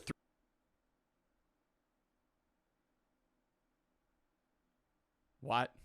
A hot dog is on the same list? God, Joey Chestnut. Does he know? Fuck. 3 things a growing boy needs. Bacon, ham, and deli meats are coated with preservatives that turn into nitrosamines when cooked. And because that word has a bunch of syllables, it's considered a carcinogen. With that being said, make sure you are eating as much gas... I've eaten so many hot dogs. Have you ever seen the one video that says hot dogs shorten your lifespan by 7 days, but peanut butter and jellies increase it by like a day? Makes me feel better when I eat PB&Js. When I eat like an Uncrustables, I'm like... But it's definitely still bad for me. I think that when they say peanut butter and jelly increases your lifespan, I think it's like natural peanut butter, whole wheat bread, and like farm fresh jelly. Not Smucker's, fucking not Smucker's added sugar, white bread, fucking Wonder Bread, and like honey peanut butter that's like filled with oils. Food as possible while supplementing soylent and vegetables with... Yo, Chris really put me on the wave of just eating a scoop of peanut butter every night. Definitely not good for me, but he was like, dude, you got to try it out. Boy, fucking howdy, is that shit enjoyable. It's 2 a.m. 2 a.m., you just get a fucking tablespoon. Just scoop it right out, and it just coats the whole inside of your mouth. You're just like, it's so good. It's so good. Red 40 Mountain. You're a liar. Bro, I'm so serious. It's so good. I eat peanut butter all the time because I just enjoy it. I used to eat it with stuff, like an apple or a sandwich. Pairing a poor diet without exercise will drastically increase your risk of cancer. But you will... That's so bad for you? Yeah, no shit. Probably already doing that. But if you want to make your situation way worse, doctors recommend playing ranked Counter-Strike and eating chicken nuggets all day. You're getting stressed out, too. Sign up for... Don't sleep. That's another one. Because not sleeping causes cancer. Sleeping helps, like, reset your body, and that's, like, a time where you're able to, like, also kind of replenish what you need and help yourself. Like, I would probably sleep, like, only when I need to.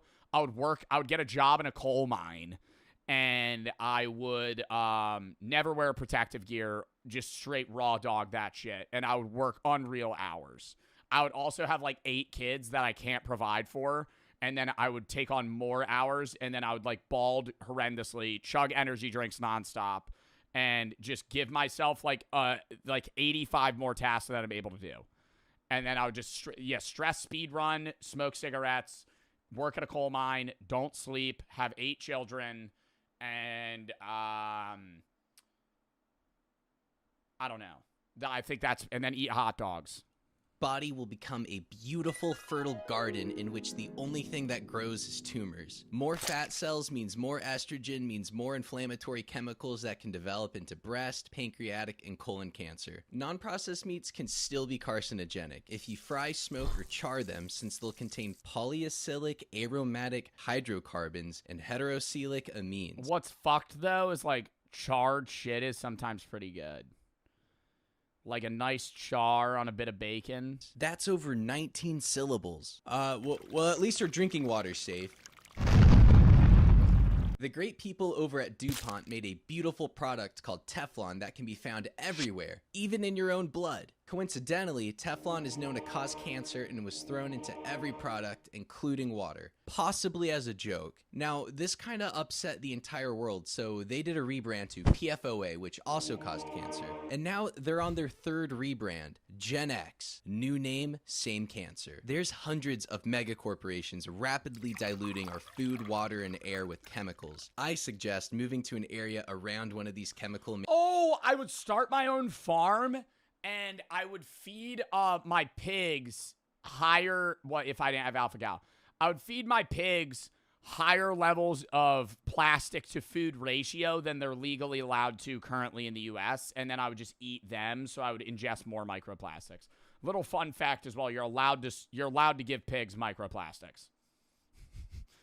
What percent of food can be microplastics for pigs? There's like a broader study found that 80% of meat and dairy products from farm animals, including pork, contain microplastics. But I know you're allowed to feed pigs microplastics. Can farmers feed pigs plastic? Oh, maybe not. All food waste has to be free of plastic. Where did I hear that? Am I typing in the wrong thing? I think it's that they're allowed to eat microplastics, and then therefore you eat microplastics. They can't just straight up feed them plastic. That's misinformation. I thought that was a way of recycling, though. Where do we put all this plastic? Just give it to the pigs. Manufacturers. They'll eat that shit right up. To ensure you're getting the most contaminated water as possible. Whoa. Better yet, work at one of these factories. That way you can inhale as many horrible fumes as you want. Blending water with plastic can make a fantastic microplastic cocktail. And if you can't afford a blender, don't worry. Our entire water supply is already irreversibly filled with microplastics and forever chemicals that have made their way into our bloodstream. While you might think our world has only recently become a fish tank loaded... Eat Orbeez, that's a good one. For a little snack. Little midday snack, just eat some frozen Orbeez. With carcinogens. It's been this way for over a century. The 1900s introduced amazing products like leaded gasoline, x-ray machines for fitting shoes, and Adam Sandler. Oh, and asbestos. Yeah, and whenever you wanted to get high, don't go to like a medical dispensary. Just like go to your local gas station. Just go.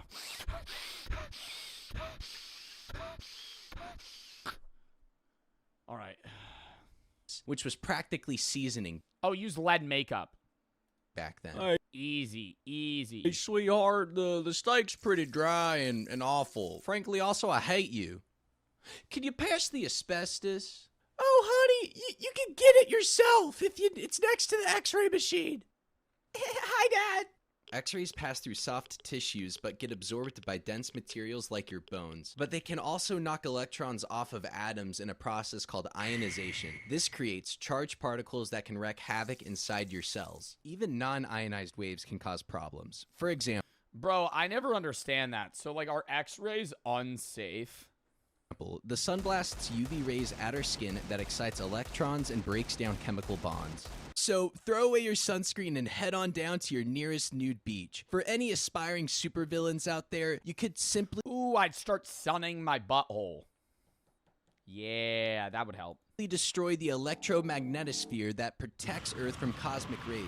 This can only be done if you cool down the Earth's core, which generates the magnetosphere. You could do this by either pumping trillions of gallons of liquid nitrogen into the core or crashing a planet into the Earth.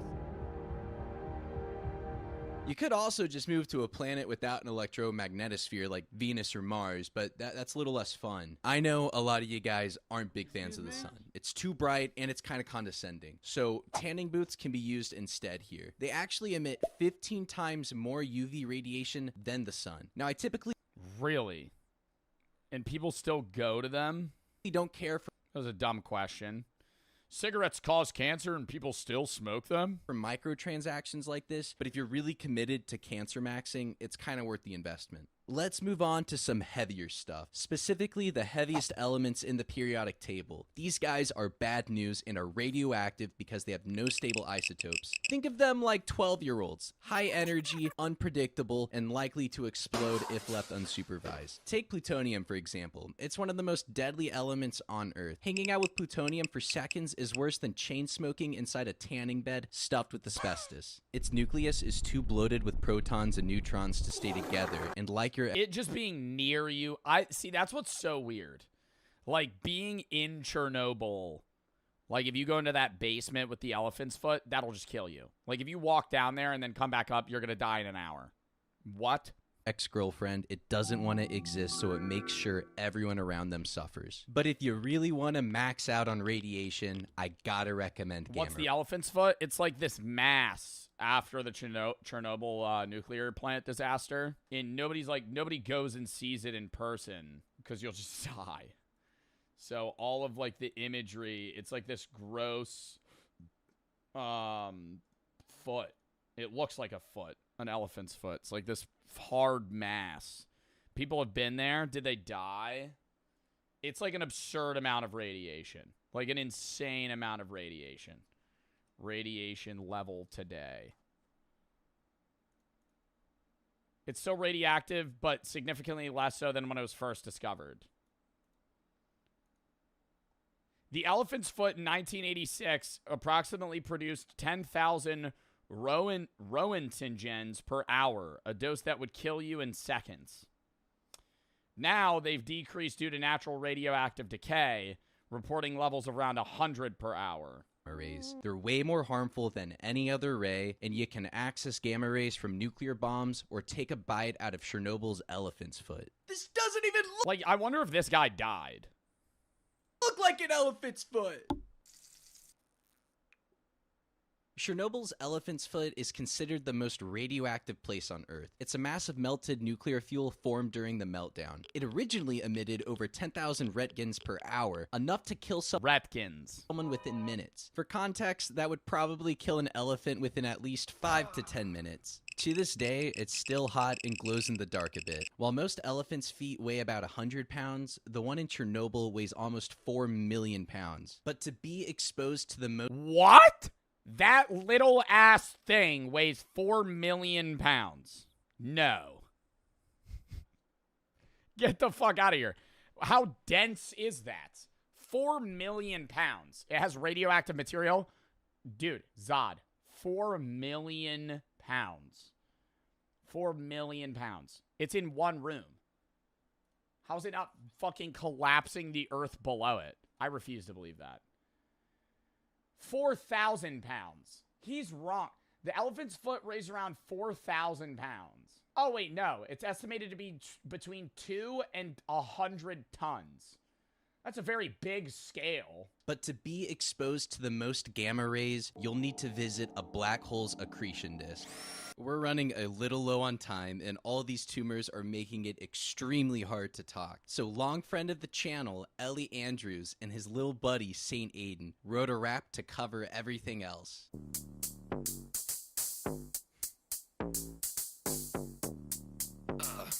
My chest hurts.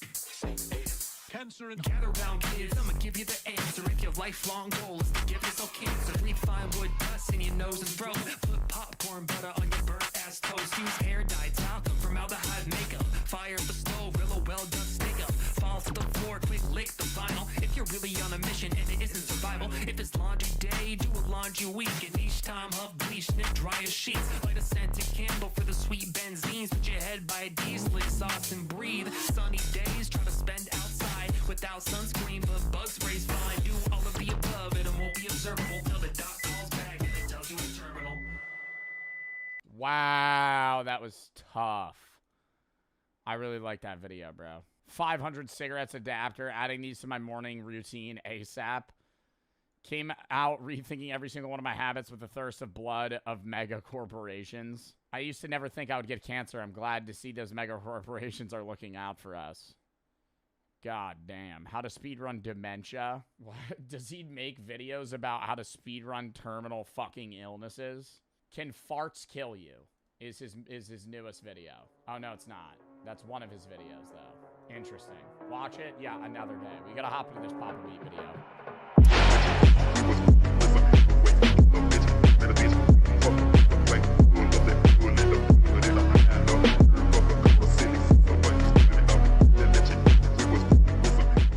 The Big Arch Burger. Joe is hungry. McDonald's new Big Arch Burger.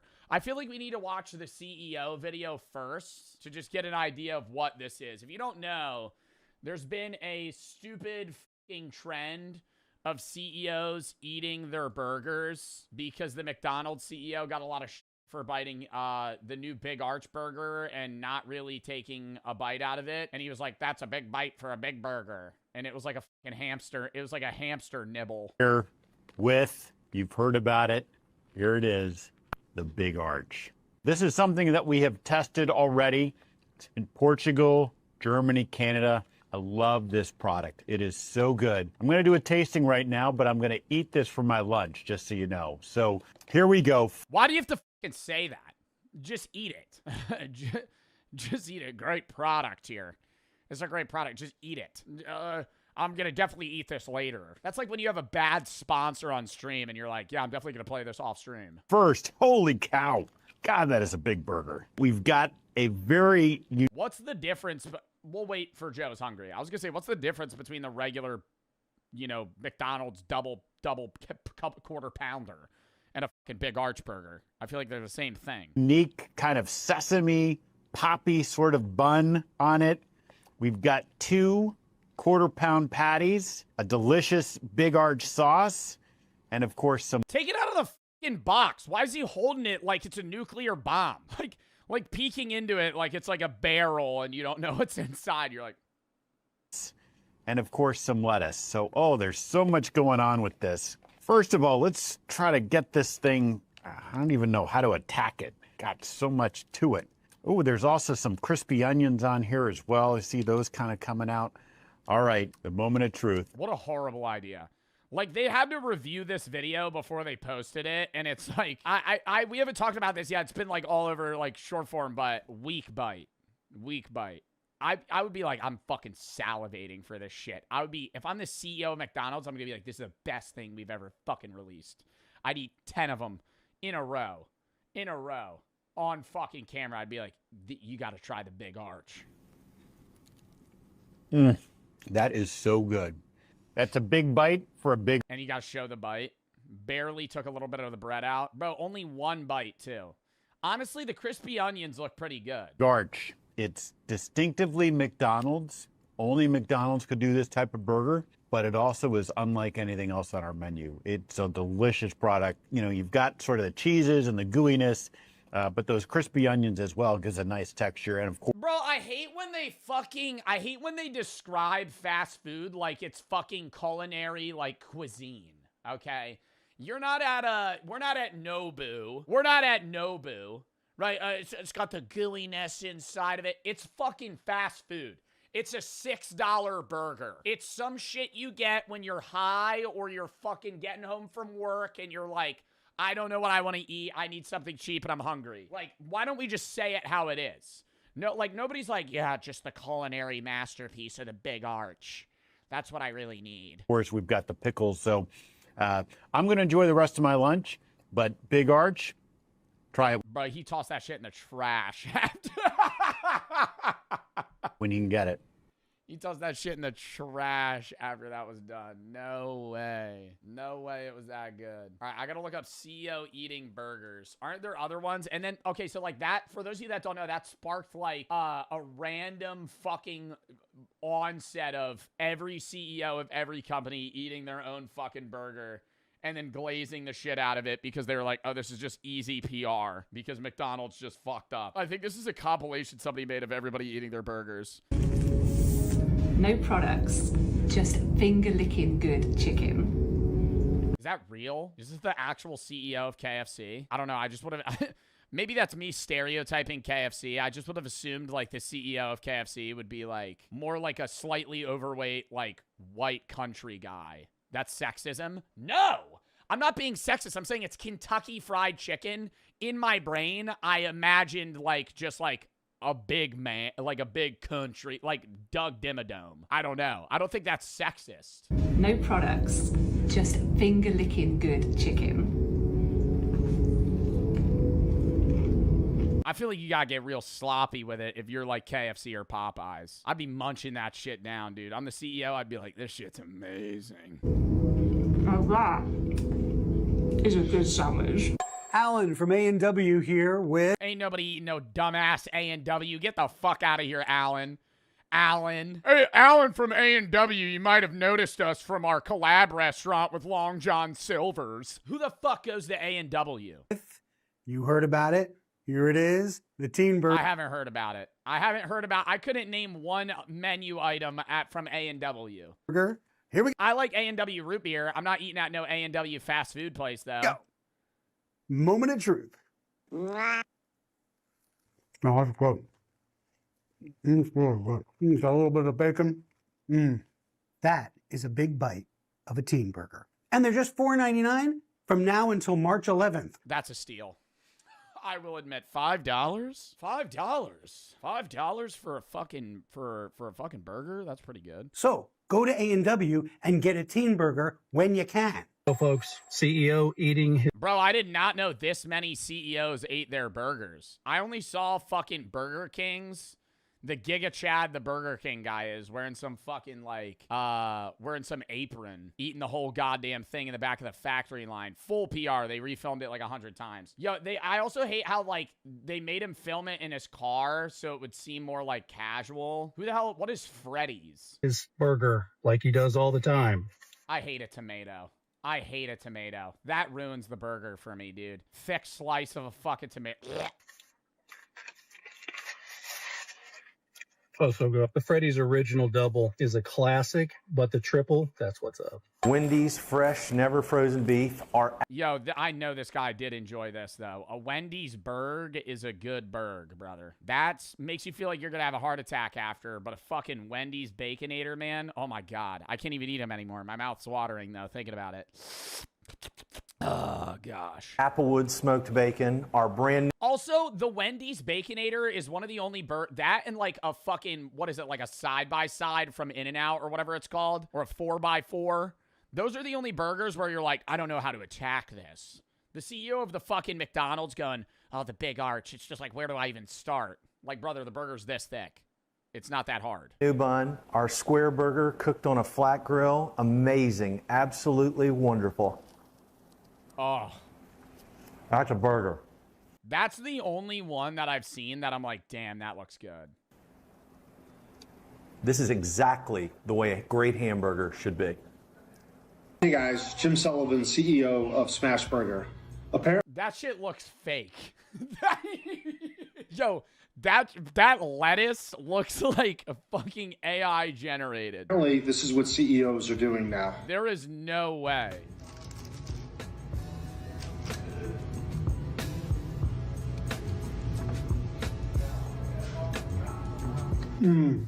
That's a juicy Smash Burger.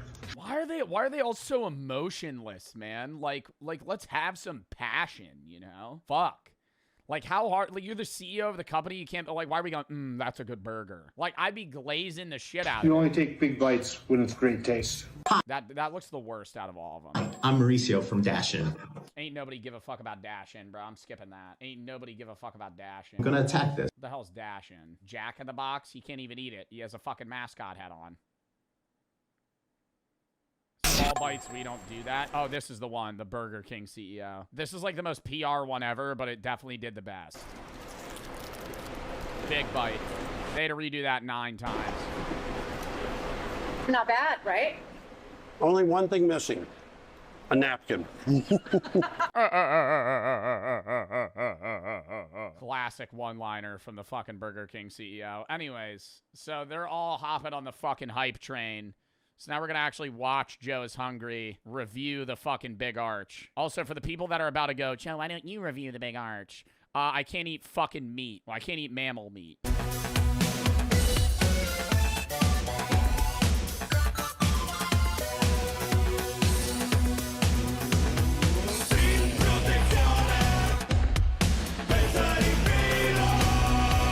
Oh, shit. This is like a fight to the death.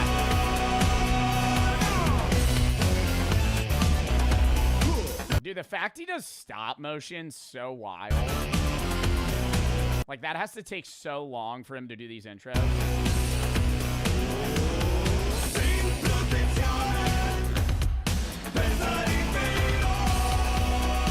Wow!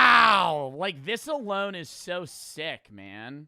Yo, actually subscribe to Joe's Hungry, bro. I fucking love this guy. He's gotten, like, better and better video making, too.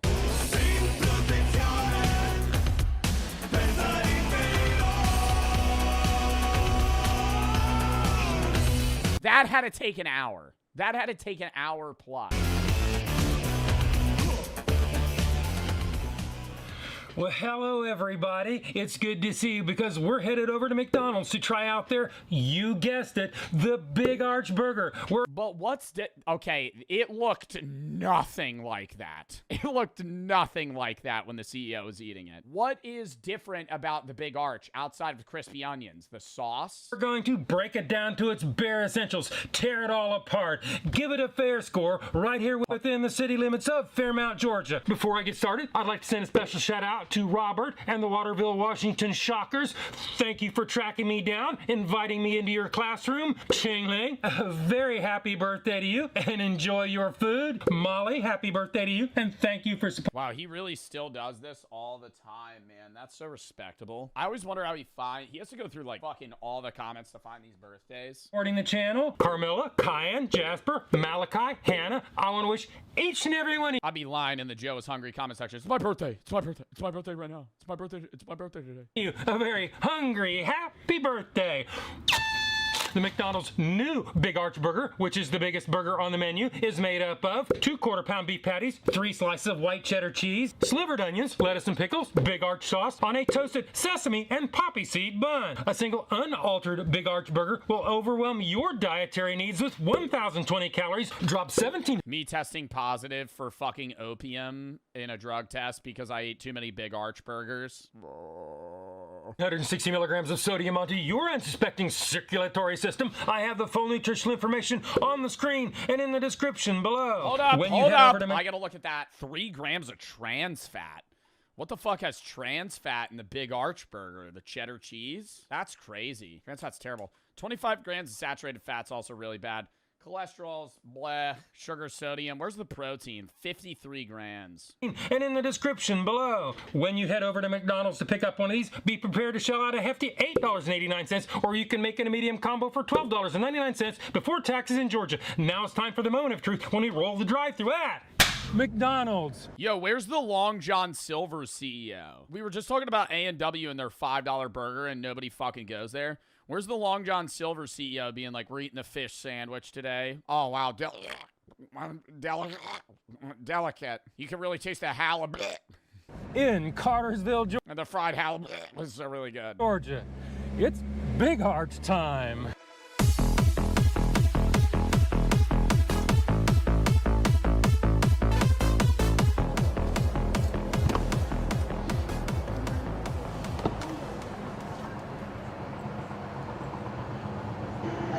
Thank you for choosing McDonald's. Will you be using the mobile app? No, ma'am. I hate when they ask that shit. It immediately pisses me off. No, no, no. What can I get for you? Could I get 4 Big Arch burgers and a medium diet? 4 Big Arch burgers. Whoa! Yeah, 4 Big Arches. She goes, really? Nobody's ordered one of those yet. Why 4? He does, okay, so he does a temperature test to see if okay, it's a very meticulous review. I could tell you're not a Joe's Hungry regular. So he does a few tests to see how he rates it. His rating system is very critical, by the way. Nothing ever gets a 10. The best I've ever seen is maybe like a 7.9, maybe like an 8.2 at best. He's doing a temperature test. He's doing a weight consistency test. Then he undresses the burger, and he also does a sneakadoodle bite, which is where he tries the burger fresh out of the fucking drive-thru, and then he also tries it again later, right? Because obviously something like, you know, especially like McDonald's fries or something, it's like they're going to get worse over time. He undresses the burger. Just wait, you'll see. It's kind of disgusting, but also fascinating.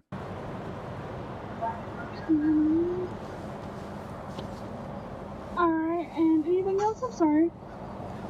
Could I get a medium Diet Coke? You can. Okay. Can I get a Diet Coke? Oh, sorry. Diet Coke? Oh, sorry. And what else for you? That's all I need. All right, so 4 Big Arch burgers and a medium Diet Coke? Yeah, 4 Big Arch burgers. Yeah. Got me behind him doing the Dog challenge. Oh! Y'all have what the guy in front of me ordered. Oh, 4 big arches.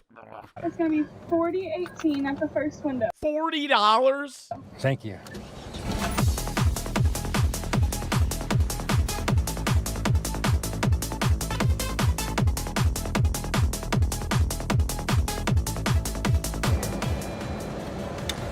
Good afternoon. Hey, good. Here's your Diet Coke. I'm gonna pull you up to number 1 for the big arches. They're made to order, so it's gonna be about 4 minutes. Okay.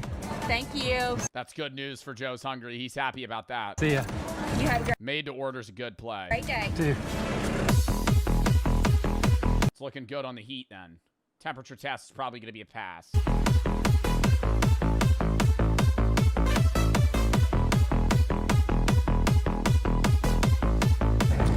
I've got my big arch burgers.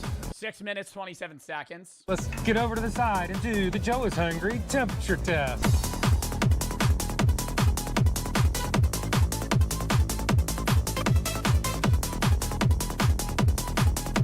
Dude, you ever think about how there's actually somebody that, like, orders 4 big arch burgers from McDonald's and just fucking devours them in the parking lot? I mean, like, absolutely annihilates them. No music, car off, in silence. Just me, just 4 big arches, just fucking houses them. Absolutely kills them. Nobody's done that yet. Maybe not with a big arch, but definitely with, like, McDonald's in general. Big arch number 1 is 143.8 degrees Fahrenheit. Big arch number 2 is 142.2 degrees Fahrenheit. Big arch number 3 is 144.7 degrees Fahrenheit. If you've been watching my channel, you know I like my temperatures at 140 degrees or above. I would have liked to see these a little bit warmer than this. They claim they were fresh made. Well, they're within parameters, so today, McDonald's, Cartersville, Georgia 20, you passed the Joe is Hungry temperature test. Now it's time to open the buns, take a good look at the burger, check out that very special sauce, head back to the studios, and do the Joe is... Bro, we also have to appreciate that he just did 5 camera cuts in a 10-second scene. He just stared at 5 different cameras and he had to edit that. Hungry weight test. Well, how old is this Joe's Hungry video? 8 days. Taking bigger bites than the CEO did is incredible. I don't want to read the comments yet. It might spoil. McDonald's, you got by on that temperature test. The next question I have here, can you make all these guys the same size? How's your portion control this morning? Well, we're going to find out when we take off for this box. In other words, set the chair on the scales.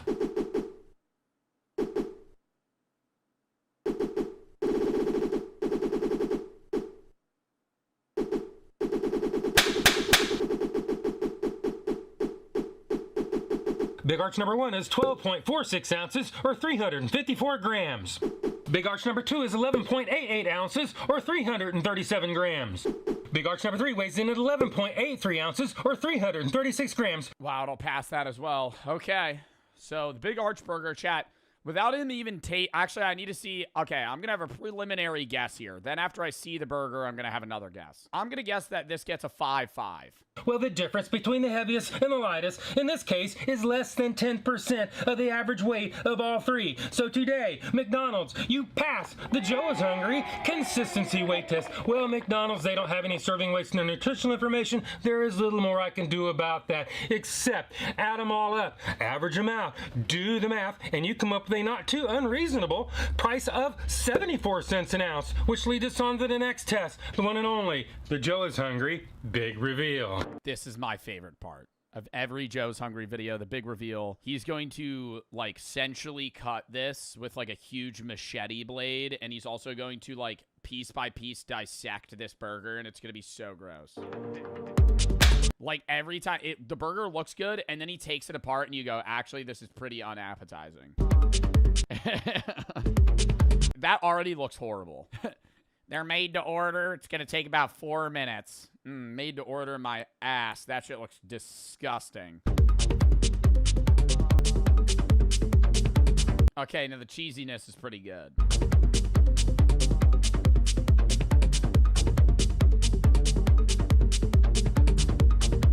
I just hate fast food lettuce, man. I would never order a burger with fast food lettuce. Or anything for that matter. I think it's just, like, so low quality. It's, like, wet, gross. Like, why? It just adds nothing. It adds nothing. It only makes it worse. It's either neutral or worse. I like crunchy lettuce. Yeah, crunchy lettuce. You're not getting crunchy lettuce at fucking McDonald's. Ew. Ew. Ew.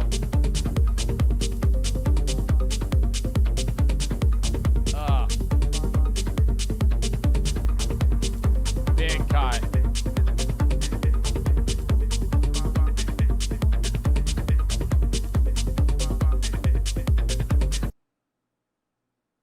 I don't know, man. I don't think that looks good. That meat looks gross. Like dry. like a hockey puck. It's that 3D printed meat.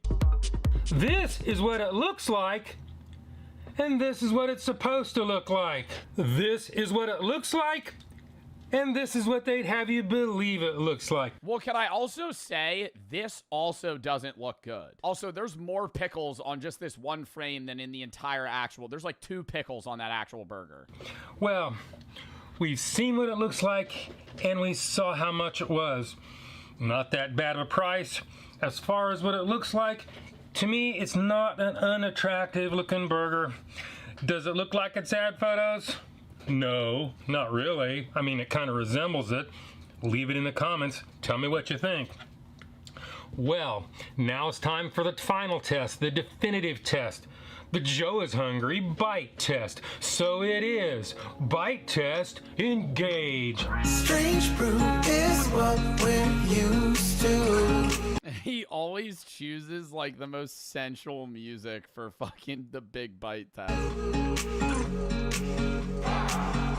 Get high on life, that's me and you. Run away to the sunset.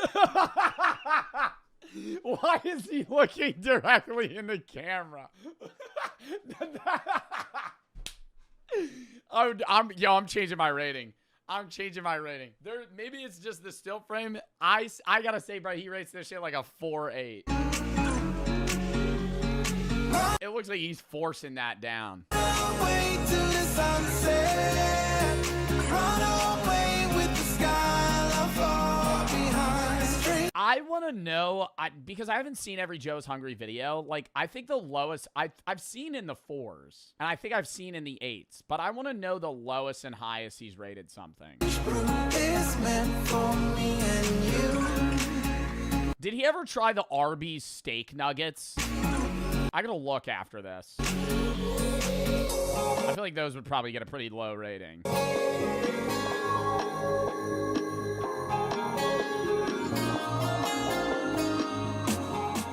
The hamburger buns seemed to be pretty fresh and held up relatively well. The burger patties were well cooked, meaty, and savory, and still... Okay, I'm dead wrong. He's gonna give it like a 6.8. ...retained their juiciness. The pickles, lettuce, and fresh onions, they were crispy, and as far as the cheese goes, there was absolutely no shortage of that. The Big Arch... Oh my god, no, it's gonna be so high. He's glazing it. Sauce was tangy and tart and tended to bring out all the other flavors. The onion strings on the bottom of the burger, even they were still crispy. With that being said, let's head back to the beginning of the video, see what Shadow Joe thinks, and do the Joe is Hungry Sneak-a-Doodle Bite. Sneak-a-Doodle Bite, number 1. Sneak-a-Doodle Bite, number 2. Sneak-a-Doodle Bite, number 3.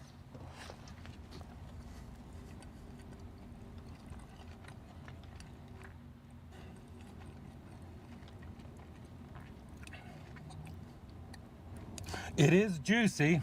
I would have liked to seen it a little bit warmer. That special sauce, I can taste it. It has a bit of tanginess. The lettuce seems fresh. We're not getting a... Bro, did he... Okay, sorry, I'm getting so off topic. I need to see him rate, like... Dude, he had to have done a review of, like, Long John Silver's. Or, like just some sort of, like, gross-ass fish sandwich. Massive amount of crush factor here. Let's go ahead and let the self-proclaimed expert give this thing a score. If you don't know the scale is 1 to 10, 9 being the best. Anything above 9. Food nirvana. Almost never. I don't know if I've ever seen a 9+. Food to travel greater than 30 miles. No. I think he's going to give it a high 7s. Above average drive-through food is 6 to 7. Middle of the road fast food 5 to 6. Free fall to food hell 0 to 5.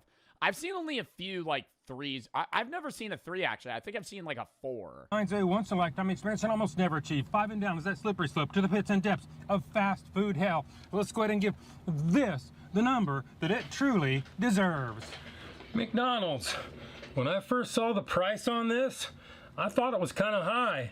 But with the amount of burger you're getting, it's really not that bad. You have a good flavor combination. I don't have any major issues with prep. I actually kind of like the flavor. So, I think I'll go 7.0. Damn it! Dude, I fucking underguessed and then I oversold. I'm never close. 7.0. So it's an above average fast food place, but barely. That is my number. This is barely. All right, real quick. I just want to see if he's done Joe is Hungry, Arby's steak nuggets. Oh my God. I don't need, I just need to see, oh wait, what is this? Steak nugget sandwich. Yo, if you bite into 2/3 of the sandwich, you don't even get a steak nugget. That actually looks so bad. What does he give it? It's actually relatively tender. I can taste the cheese and I can taste the onions. It is unfortunate that this thing is not a little bit warmer. So, let's go ahead and give this thing a score. If you don't know my scale is 1 to 10, 9 being the best. Anything above 9 is a once in a lifetime. The moose knuckles, what does he give him? You hose the temperature test, and then you come along and screwed yourself on the weights, short weighting us. Really? And that is a shame, because this sandwich is actually a good sandwich. I like the flavor. I mean, if you would have put it together correctly in the right portions, this thing would be scoring a mid-7, no question about it. However, today, because of this, I'm gonna have to go 4.9. Wow, that's bad. That's really bad. That's really bad. Joe's Hungry, Long John Silver's. I don't think he's ever done Long John Silver's. He's done fish, but he did 3 years ago. He did a Southern fish fry. I don't know. Do they have Long John Silver's in Georgia? I feel like there's only like fucking 5 Long John Silver's that even exist anymore. How many Long John Silver's are there? 485. 71 of them are in Texas. Indiana and Ohio have the most. Why?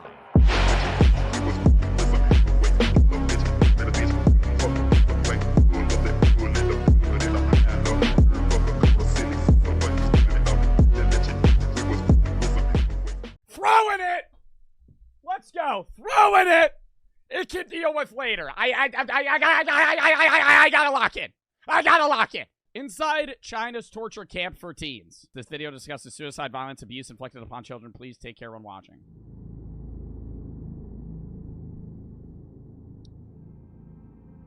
A crisp morning in February 2013. A teenager from northern China wakes up to fervent rapping on his door. Let's call him Doug. Doug is in his final year of high school. So previous night, me and my parents will have a pretty big fight. They'd had the same fight a million times already, about what university Doug was going to go to and what career option he was going to pursue, about why he was more interested in drumming than in studying. It was heated and everyone went to bed angry. But even when Doug's parents are angry, they don't ever knock this way. Blurry-eyed, he opens the door and sees 2 strange men dressed in ordinary clothes. They claim they are police. They're saying, okay, do you know this person? Blah, blah, blah, which is a name I never heard of. He said he is in trouble. He got picked up yesterday. And he said, you are his culprit, like a partner in crimes. And they said I was required to go with them to assist. No. No. What? They're knocking on your bedroom door. You open up and they're like, hey, you were a part of this crime. Shut. I mean, China has different rules, so I don't know how that works. In the U.S., fuck off. Fuck no. Fuck no. Come back later. Some investigation. Doug has no idea what they're talking about. He's starting to panic a little because he's used the VPN to access YouTube to watch drumming tutorials. They take him to their car. Oh, and he could get in trouble for that? You could get in trouble in China for using a VPN to watch drumming tutorials? A regular Jeep, not an official police car. The men explained that they did this on purpose to save him the embarrassment of being seen being taken away by the police. So, Doug gets in the car. But when they start driving... He didn't, like, check with his parents? I feel like I'd be like, if they're in the same house as you, I'd be like, you wake your mom and dad up. Be like, do you know these guys? Like, how did they get inside? How were they here? They go right past the local police station. Dude, that's literally kidnapping. 30 minutes later, in another part of the city, they pull into an enclosed compound with a tall green gate. Doug has the sinking feeling that the men were lying. They aren't police at all. He feels he won't leave this compound for quite a while. It's a special place for kids with behavioral problems. One of many. They're sending him to a camp because he wanted to play the drums? Each with their own ever more cruel practices to force teenagers into obedience. What exactly is happening at these schools? Oh my god, isn't this what the Breakout 13 game we played was based on? Where they like would send kids that were like obsessed with technology or something to one of these camps? They allowed to exist. And what does World of Warcraft have to do with it all?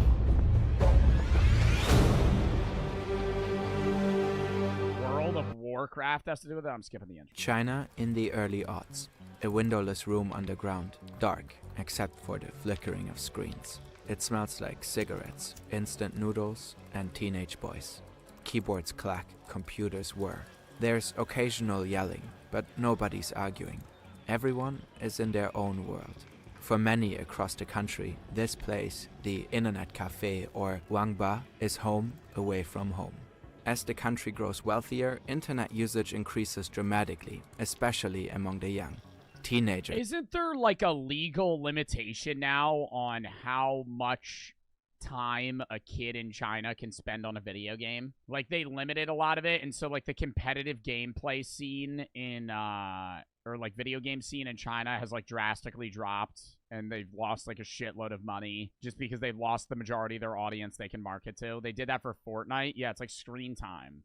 It's like screen time, but like on all video games. Spent more and more time in 24-hour Wangba, and their parents, who were raised before the country's tech revolution, just don't get the appeal. How could their kids be more interested in World of Warcraft than getting ahead in school, playing sports, and even dating?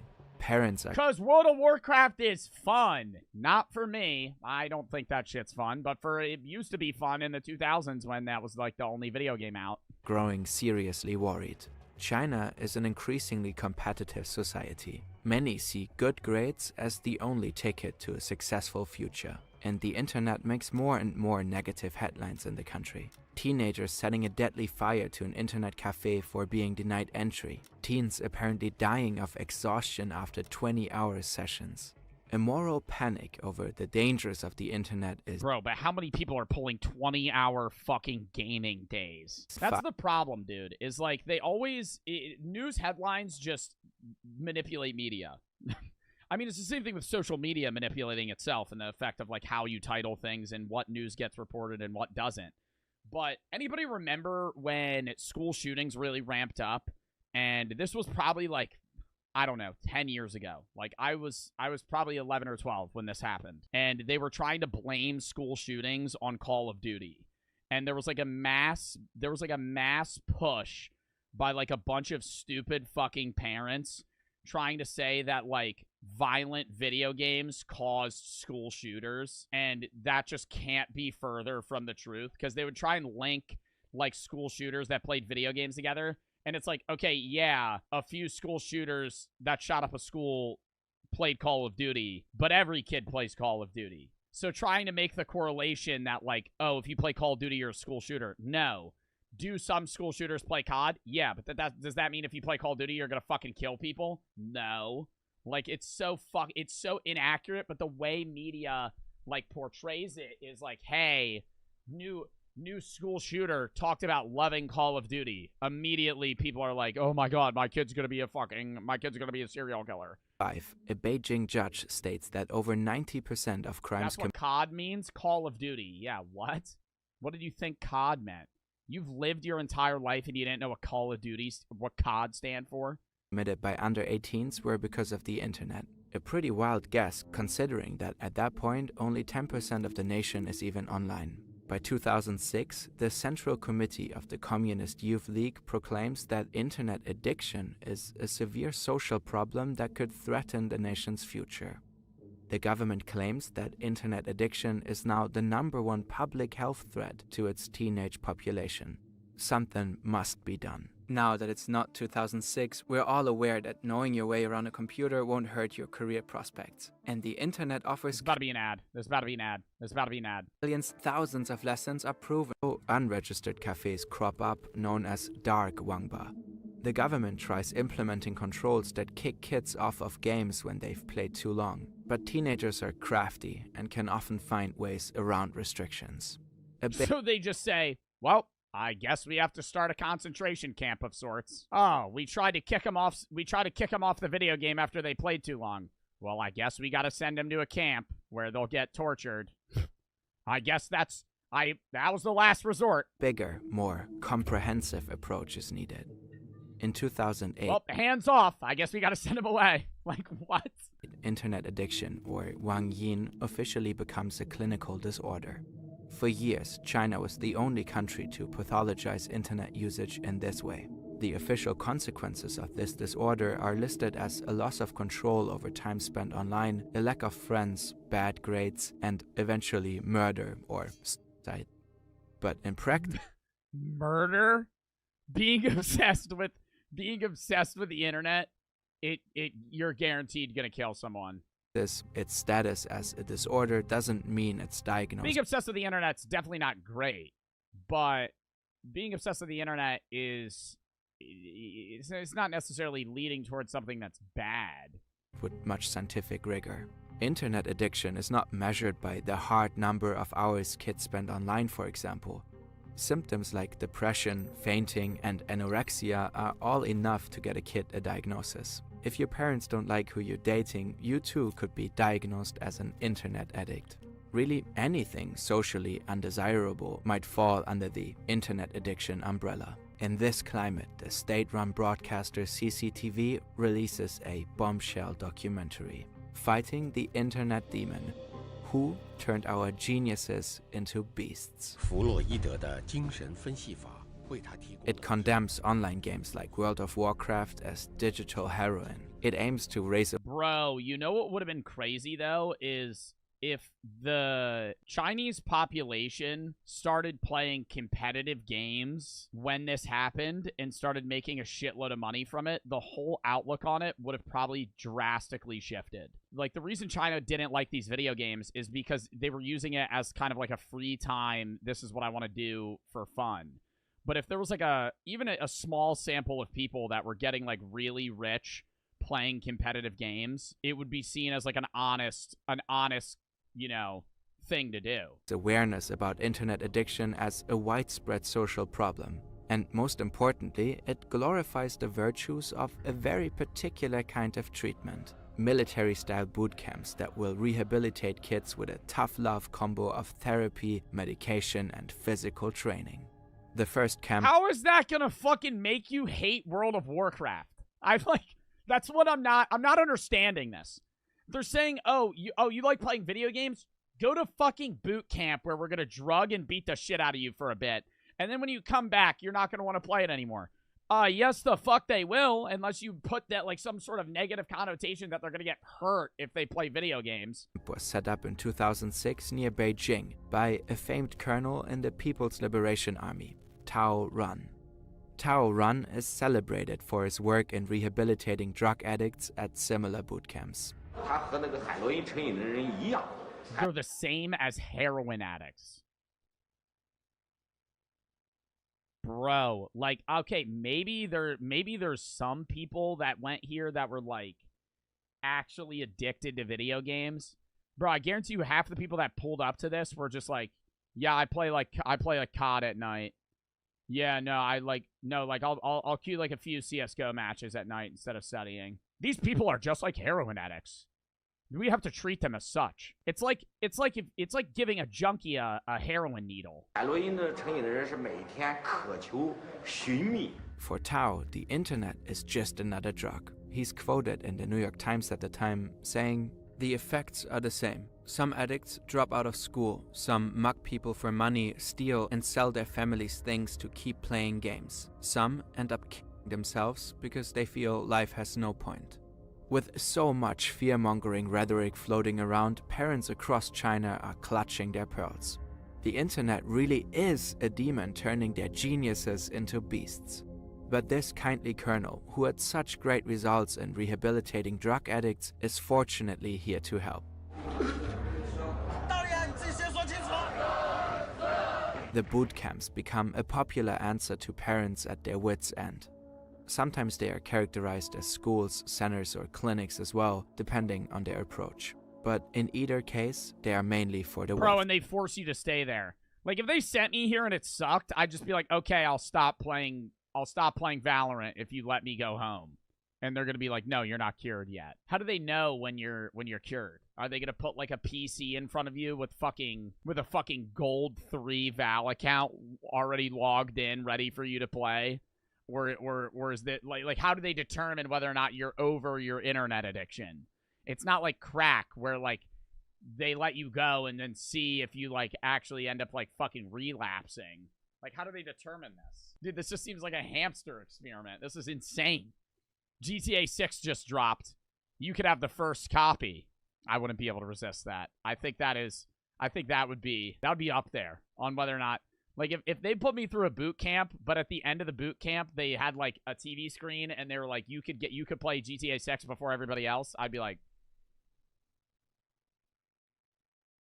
but you're gonna have to go through all this shit for another week. I'd be like, I might contemplate it. The majority are very expensive for the average Chinese person, and being relatively cheap to run, they are also highly lucrative. The majority have been opened up by former Chinese army officers. The fighting the Why internet... not just send them to the military? As an alternative, we're putting them through a boot camp, but when they leave, they succeed in nothing. Like, why not just be like, all right, you're in the military now. Oh, some of them are too young. In the Shandong district in eastern China. It's run by a psychiatrist named Yang Yongxin, who proclaims he's on a holy crusade to cure internet addiction. He's been honored with a special grant from the state he's just trying to make a fucking bag, bro. You already know his dumbass plays video games at night. Government for his unusually First Town Hall 12 and fucking Clash of Clans. Effective methods. Many people call him Uncle Yang, out of gratitude and affection for his services and dedication. But in some circles, perhaps those who've spent time with him in Room 13, good old Uncle Yang is known. This is literally the game! Oh my god, Room 13, Breakout 13, this is literally the game where they would electrocute people to fucking stop them from playing fucking video games? Oh my god, this is literally the fucking guy from the video game. Known as a sadistic mass torturer.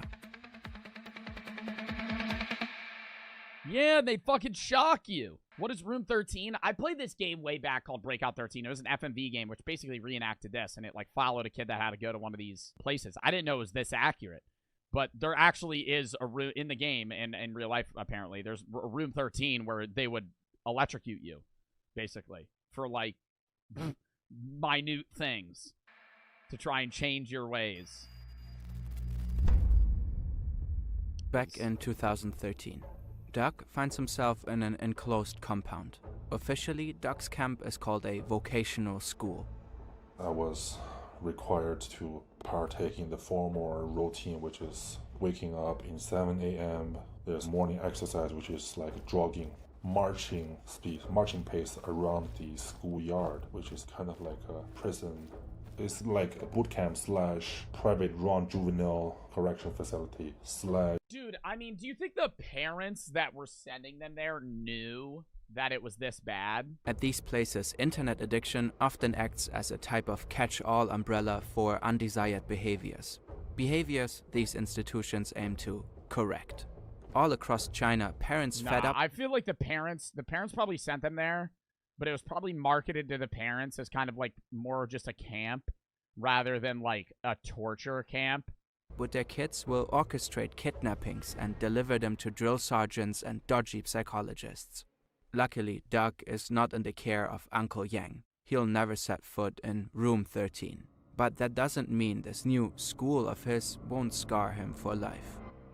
And they explained to me, you're here because your parents think you are on the edge, that you need to be sent here to correct your behavior. He doesn't know how to feel about the fact that his parents sent him here. Are their family problems really grounds for getting locked up? I feel angry, I feel helpless, and I wanted to run, but at that point I was still shocked and too confused to know what's going on. I thought, like, where is this place? Why am I here? I asked them, can I leave? They said, you're not free to leave, and don't even try to run, because when you try, we will tackle you down and you will be watched 24/7. Bro, I'd haul ass the fuck out of there. They're gonna keep me there. You ain't the feds. What the fuck? And I was they're like, just gonna this is literally kidnapping. Okay, I don't want to suffer any physical damages, so I just complied to whatever they said. I just followed exactly what they told me. Doug describes they can't kill you? Yeah, but they can torture your ass. Like that's the problem. Is it's like you're still not in it. They're in the position of power, even though what they're doing. I mean, in China is probably legal, but here I don't know. Like you wouldn't be able to do that. But I mean, where they are, if they want to fucking beat the shit out of you, they're gonna beat the shit out of you. You can't just be like, well, you're not gonna hurt me. They will. The school as 5 stories high, barricaded by a tall green gate. The compound is surrounded by a 3-meter wall topped with iron wire. Inside the facility, Doug quickly becomes absorbed into the grueling, repetitive activities. While we couldn't independently verify all of the details of his particular camp and experiences there, his account is very similar to the many testimonies of other former detainees of similar camps. Doug describes an ongoing cycle of military-style drills, mandatory therapy, and pointless lessons where the teacher would just hit play on the VCR. Like any prison, the food is terrible. And as Doug describes it, hygiene standards are also questionable. Though the detainees are constantly doing exercise, they're only permitted 1 shower per week. He has no contact with his family, his friends, or the outside world in general. 1 shower per week? That was a delayed reaction on my end. 1 shower? And they're doing physical activity every day? Dude, they're gonna reek, bro. They're gonna smell like fucking ass. And they don't have any of their own clothes. They don't have any of their own fucking... They don't have deodorant, probably. They're just gonna fucking smell like ass all the time. Doug is surprised that not everyone is a teenager. Some are as young as 6. A few are... 6? 6? Yo, okay. Yo, get a hold of your kid, bruh. What? What fucking dumbass parent? You're sending your 6-year-old kid there? Bro, just take their fucking iPad. Or whatever they have. 6. Like, they can't even rebel. They're just... You have too much iPad time. I'm taking your fucking iPad. And now they don't have their fucking iPad. Right? It's not like they're like a fucking 12-year-old, 13-year-old kid. They're going to be able to fucking do whatever the hell they want. Right? Behind your back or fucking do whatever they... Like, they don't have any sense or capacity to fucking make money or get technology or do whatever. 6. Doug quickly discovers there's a pecking order amongst the detainees. Students that's been there longer, who is more acquainted with the rules, putting forth some kind of discipline on other students. And the caretaker would turn a blind eye on what is actually happening. So there is a lot of bullying, there's a lot of physical abuses happening, especially when you are new there. They will try to discipline you. He says that guards would encourage kids to physically keep each other in line. At one point, an older detainee struggles to keep up with the demands of the drills. As punishment, the caretakers forced other students to drag him around while running. There are ways you can gain approval from the guards, however. There are Stockholm syndromes. So everybody is trying to win the favor of the caretaker just in exchange for better conditions. For example, you get certain privileges, so you can get more food when you're at the canteen. You get to skip the regular routine to help out in the kitchen, just like that. So at a certain point, there's one guy who is, I think he started this trend by giving the caretaker like a back massage. So everybody just kind of follows him, like, hey, would you like a massage? We can give you that. Unfortunately, I was one of the followers of this trend. The overall experience was deeply traumatizing, but Duck sees So they would do shit? I mean, that's just like the game. They'd do shit just for favors. So the guards would either help them or not punish them if they did something wrong. some merits in it. I was there mainly because of my disputes between me and my parents. So I was lucky to got a very experienced therapist assigned to me. So we have in-depth exchange. It helped a lot. I think that was the only part that helped. Overall, he considers himself lucky, if in a cynical way. Fucking tell the therapist to get me the fuck out of there. What? I'm gonna look at the therapist and I'm gonna say they're fucking torturing me. What is that bitch gonna go? Oh, I know. What the fuck? His experience was brutal. Kids were beaten up in front of him, psychologically abused by former military guards/caretakers. He was locked up without contact to the outside world for 4 months against his will, none of his friends even knowing what happened to him. But of all these lucrative, poorly regulated camps that sprang up so quickly, his was way less extreme than others. Especially compared to what Uncle Yang was up to. Dude, but that's like literally, do you think he actually thought he was helping them? Like, if he's electrocute, like electrical therapy or like actually just fucking torturing people, do you think he thought that like after they got out of the camp they would be better off?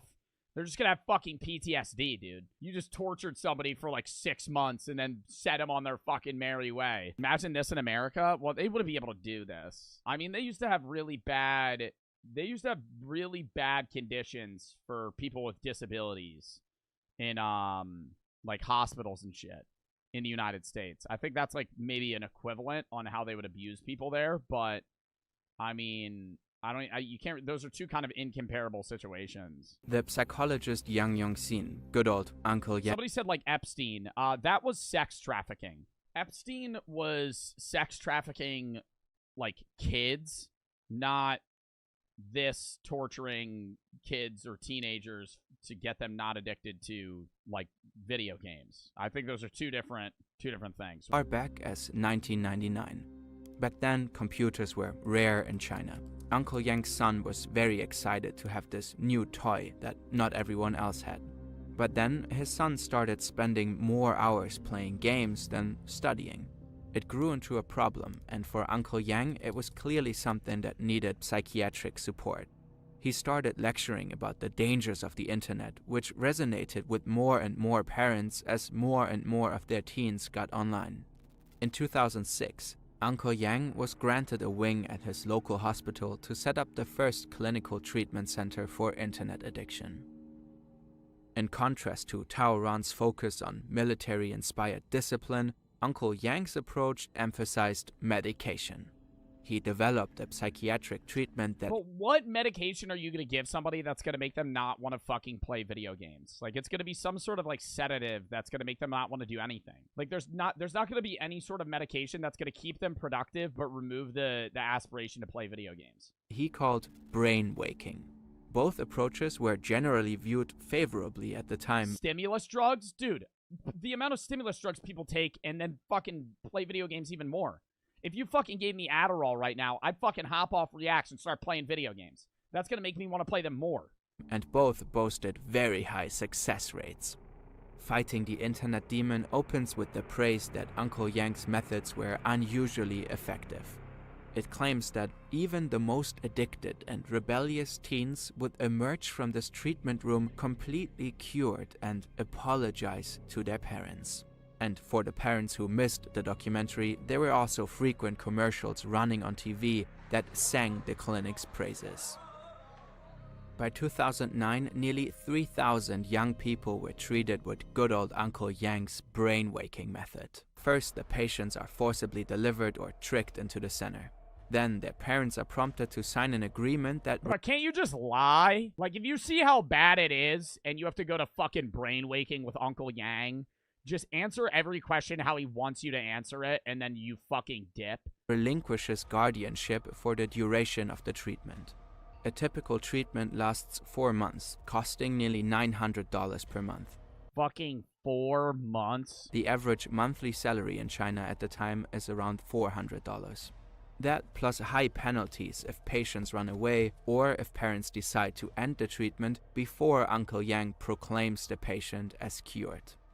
Brainwaking consists of a total detox from the internet, morning lessons, exercise in the afternoon, and a combination of antidepressants, sedatives, and traditional Chinese medicine. The morning lessons are essentially public humiliation sessions, where the patients are collectively criticized to the soundtrack of dramatic music and their sobbing parents. All of that, and frequent trips to Room 13. Room 13 is where the patients are administered Uncle Yang's very special treatment that made him famous. Only patients are allowed in, no parents. The patients are told that if they tell anyone about the method, the treatment won't work and Uncle Yang will have to start over. With the calm conviction of a man who believes he's fighting a holy crusade, Uncle Yang Dude, he would just strap fucking electrical strips to their head and fucking shock attaches them. electrodes to the patient's hands and temples. Fuck. It doesn't matter that he's not licensed to administer electroshocks. He's fighting the good fight. The children's minds are unclear, so he needs to use microcurrents to clear them. A mouthguard is inserted to prevent the patient from biting off their tongue. Then, a It hurts that bad? skull-rattling shockwave of electricity is shot through the electrodes for several minutes at a time, over the course of about 30 minutes.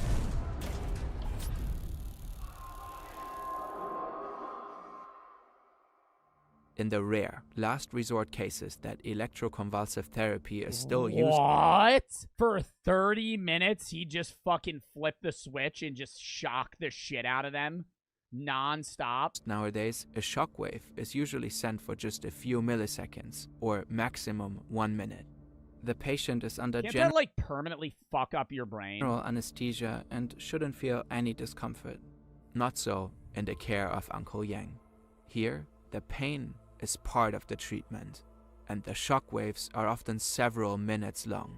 Former patients describe the pain as unimaginable, like a needle inserted into the brain, but far, far worse. Sometimes a shock was said to leave burns.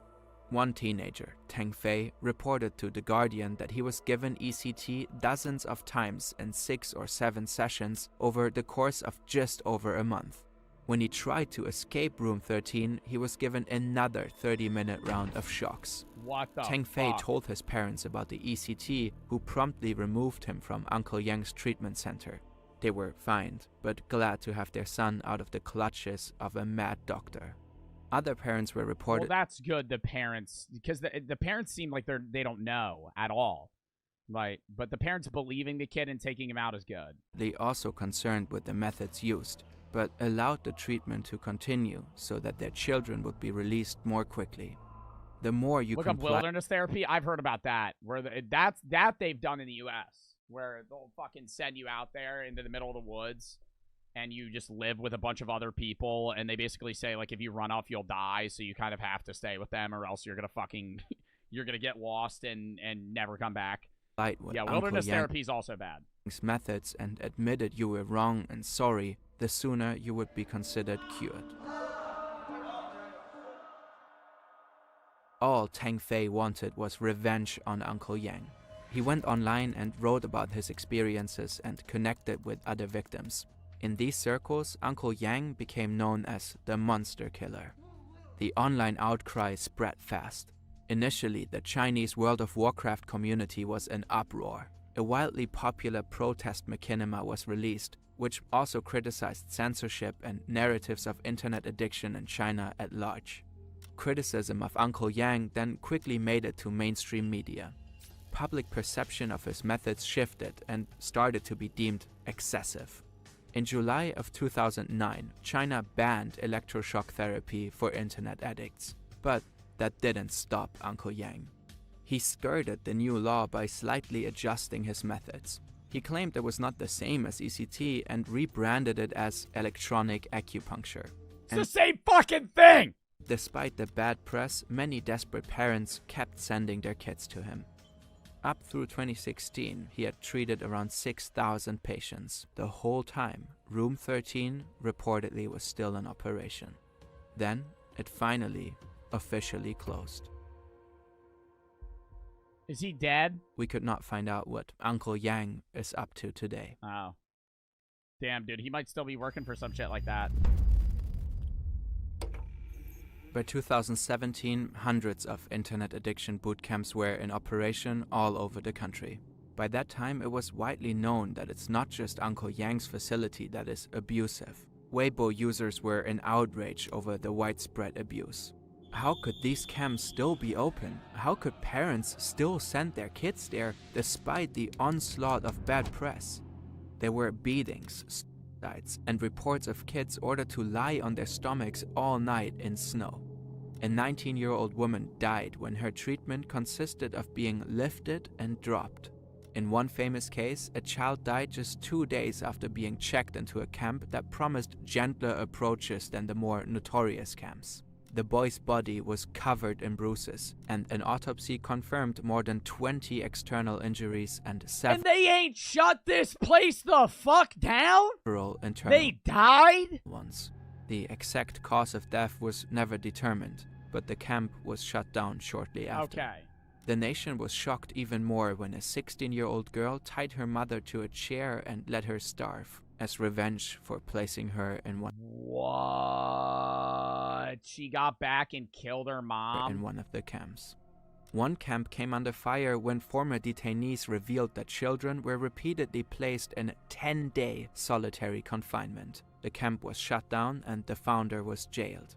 Solitary confinement is in violation of the China-ratified UN Charter Against Torture. But some camps were not condemned for this practice, most notably the first, Tao Runs, a camp that was funded by the government. In the 2013 Yo, that is actually whack. The government funded that shit. documentary Web Junkie, Tao Ran's staff is filmed openly discussing the merits of placing children in solitary confinement. They would lock them in. In fairness to China, and they it's have fucking chains on the windows. not the only country with rehabilitation camps that function more like prisons with widespread abuse and torture. Most notably, the troubled teen industry in the United States is alive and flourishing, despite an ongoing media frenzy around its horrific practices. These are alleged to include beatings, starvation, and solitary confinement. But a key difference is that in China, the camps have stronger ties to the government and military. Duck is in no doubt that the CCP was well aware of how his school operated. Just for my own safety and well-being, Well, I don't he didn't think go I to the can one with make the electrical any shocks. commentary about But he knew it was CCP bad. itself. But what I can tell you is that almost everywhere, in every education facility, there's got to be a party branch. Any major university, any primary school, either public or private, they got to have a sector. And there's always the government in on it, dude. That is fucking wild. Names or addresses and continue to operate. The article claims that after a while, the controversies around abuse were less and less in the media, almost like people wanted to forget about this ugly chapter in recent history. But Okay, well, it's good most of that's fucking over now. I hope they don't run that shit anymore. The fuck, dude? former detainees like Duck are still grappling with their experience. Yeah, dude, that's probably fucking traumatizing for the rest of your life. You gotta fucking stay there for fucking 3 weeks. Not 3 weeks, 3 months.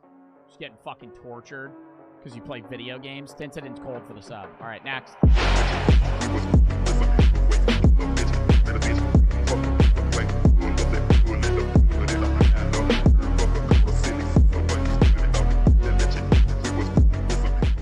Master chiropractor satisfyingly cracks my broken back. Xiao Ma video. I love this guy. Honestly, chat, starting to move up the ranks. Xiao Ma, probably a top 10 YouTuber of mine. This is an old video of his. He did just come out with a video which we recently watched where he talks to bonobos. That's hilarious. There was also a video we watched of his where he got an Indian head massage and it looked like he was having an orgasm in the chair, and it was very comical. Now he is getting a chiropractor to seemingly crack his whole body. I would never want somebody gripping up my face like this, but we'll see how Xiaoma enjoys it. Oh, hey guys, what's going on? It's Xiaoma. Good morning, guys. I got some back issues.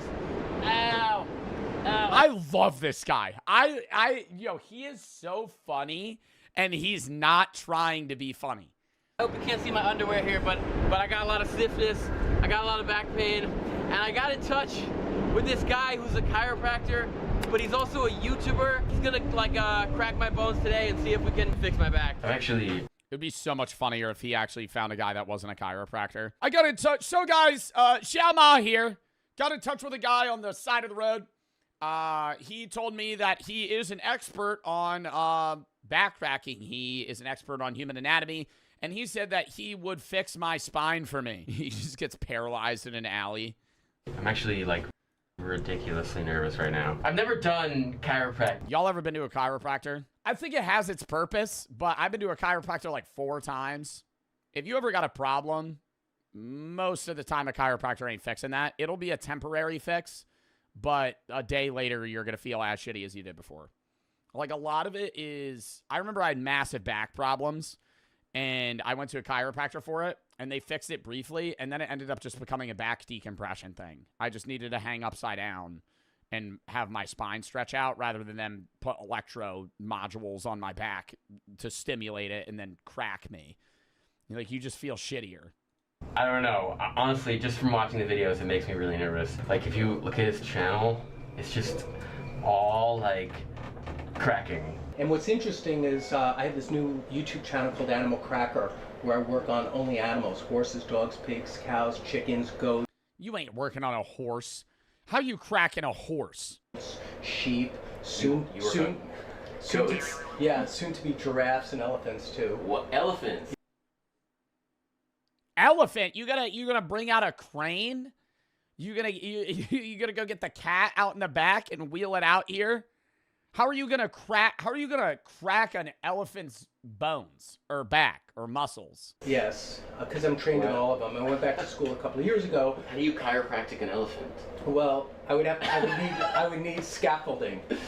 You would need scaffolding and pulley systems. Okay. Or some type of ladder to get up there. Do you have any chief complaints today? Back soreness, back stiffness, are probably the main issues I have. But we're gonna work on you today. We're gonna do some great stuff. We're gonna kind of excavate stress, get it out of there. Excavate. I love that word. Okay. They always use. See, that's why I don't know. Maybe it's the influencer chiropractors, because when I actually went to one, they're, just saying, "Hey, lay down, I'll do this." Whenever you watch an influencer chiropractor, they're always like, "We're going to be exfoliating the skin while simultaneously removing the stress from your bodily muscles."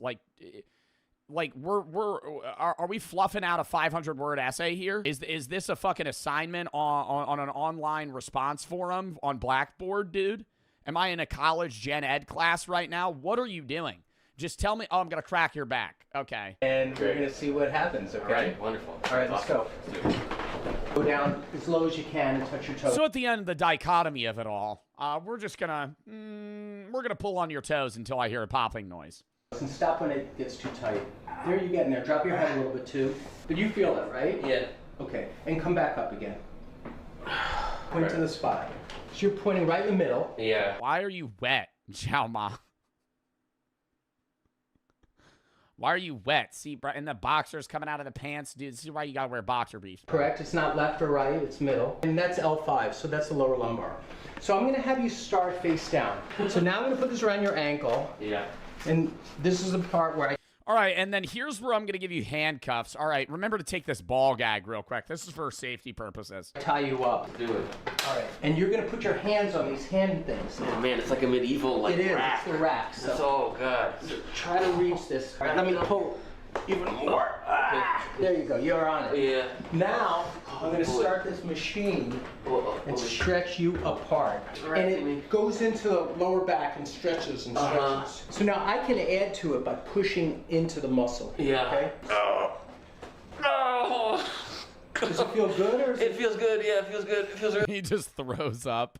I don't know why I always think that would be so funny, but in just like a moment like this, he just that would be so. It'd be like the most embarrassing thing ever.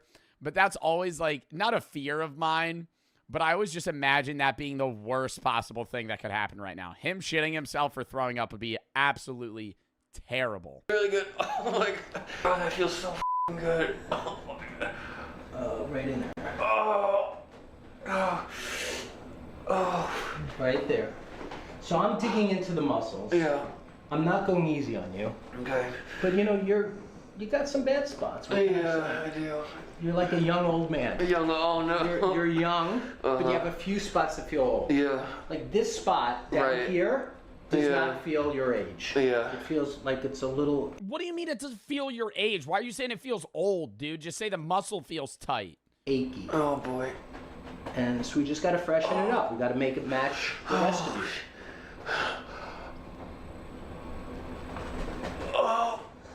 So I'm just pulling you apart. I'm pulling apart your bones and your ligaments and your muscles. Oh my god. Why is he looking at him like that?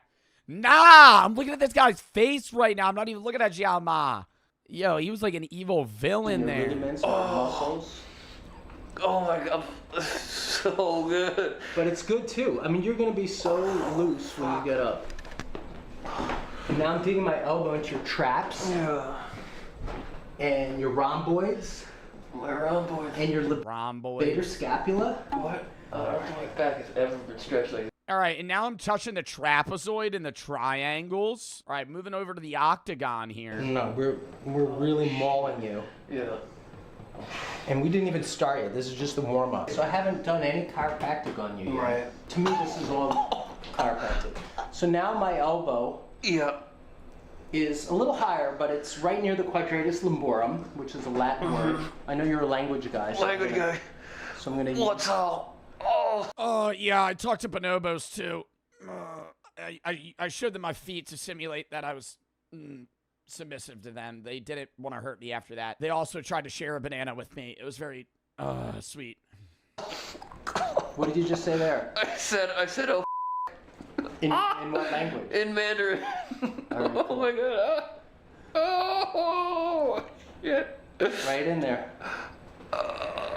There we go. I still don't get how the cameraman keeps a straight face. Okay. So the next thing we're gonna do, you're so much fun. We're just having so much fun. Oh, this is great. At least I'm having fun. I'm having fun.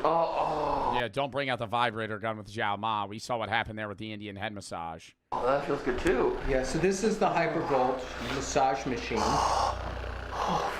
And I'm just gonna loosen you up a little bit. There we go. He's just pulling his skin.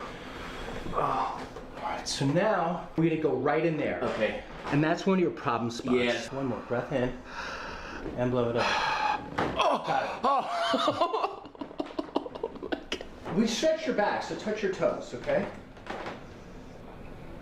All the way now. A little looser, right? Yeah, a lot looser actually. Good. So we're in here now. It's just crackling a little bit.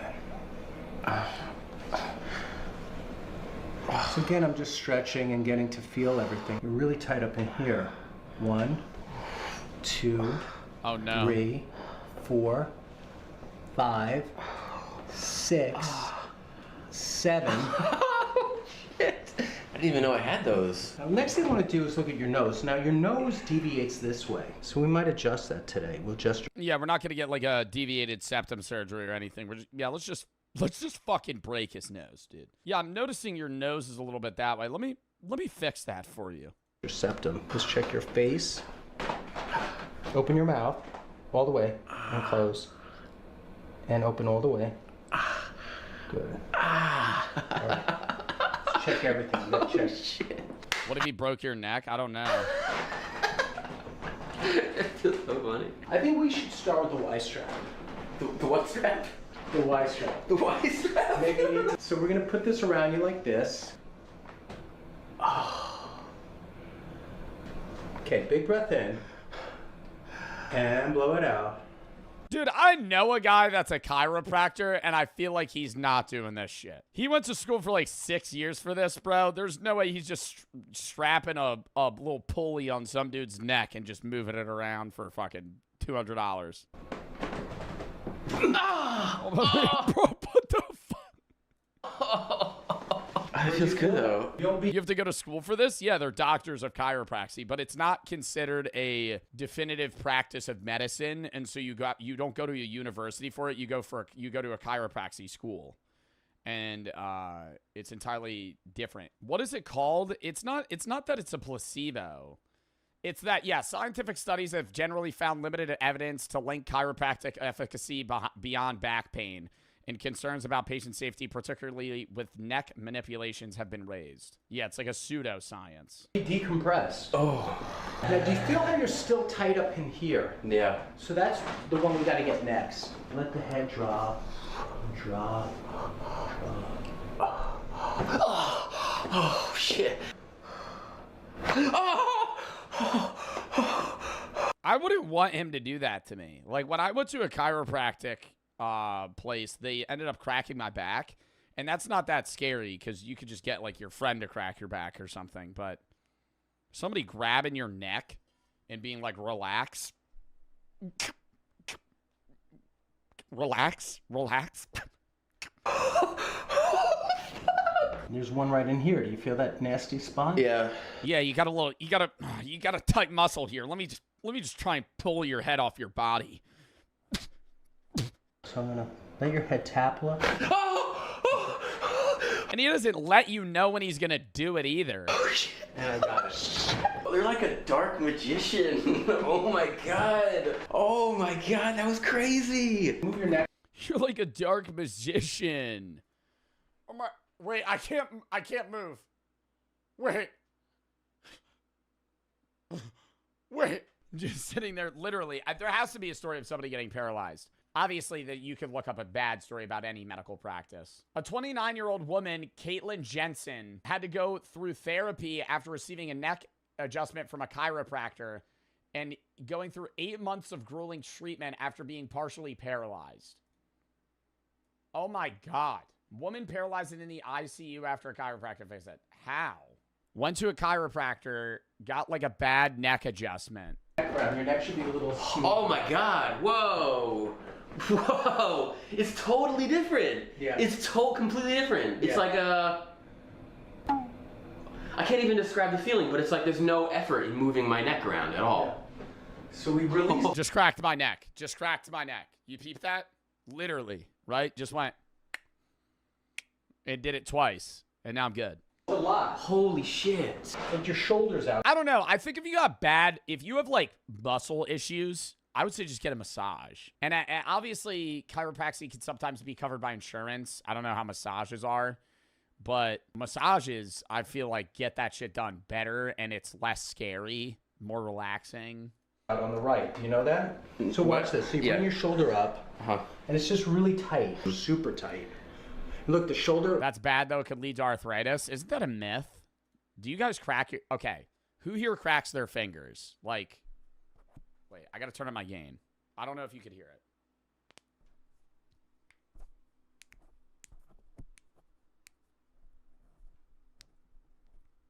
Like, I crack all of my fingers. I crack them this way, and then I'll crack them sideways, and I'll pull them. I'm pretty sure that's a myth. Does cracking your fingers cause arthritis? There's no connection between cracking your knuckles and arthritis or any other long-term health problem. If you keep doing it non-stop, it's probably going to cause some sort of inflammation. But buckles up right away. So in a way, it's already compensating. I crack my toes too, dude. Hold up. I'll bring the mic down there.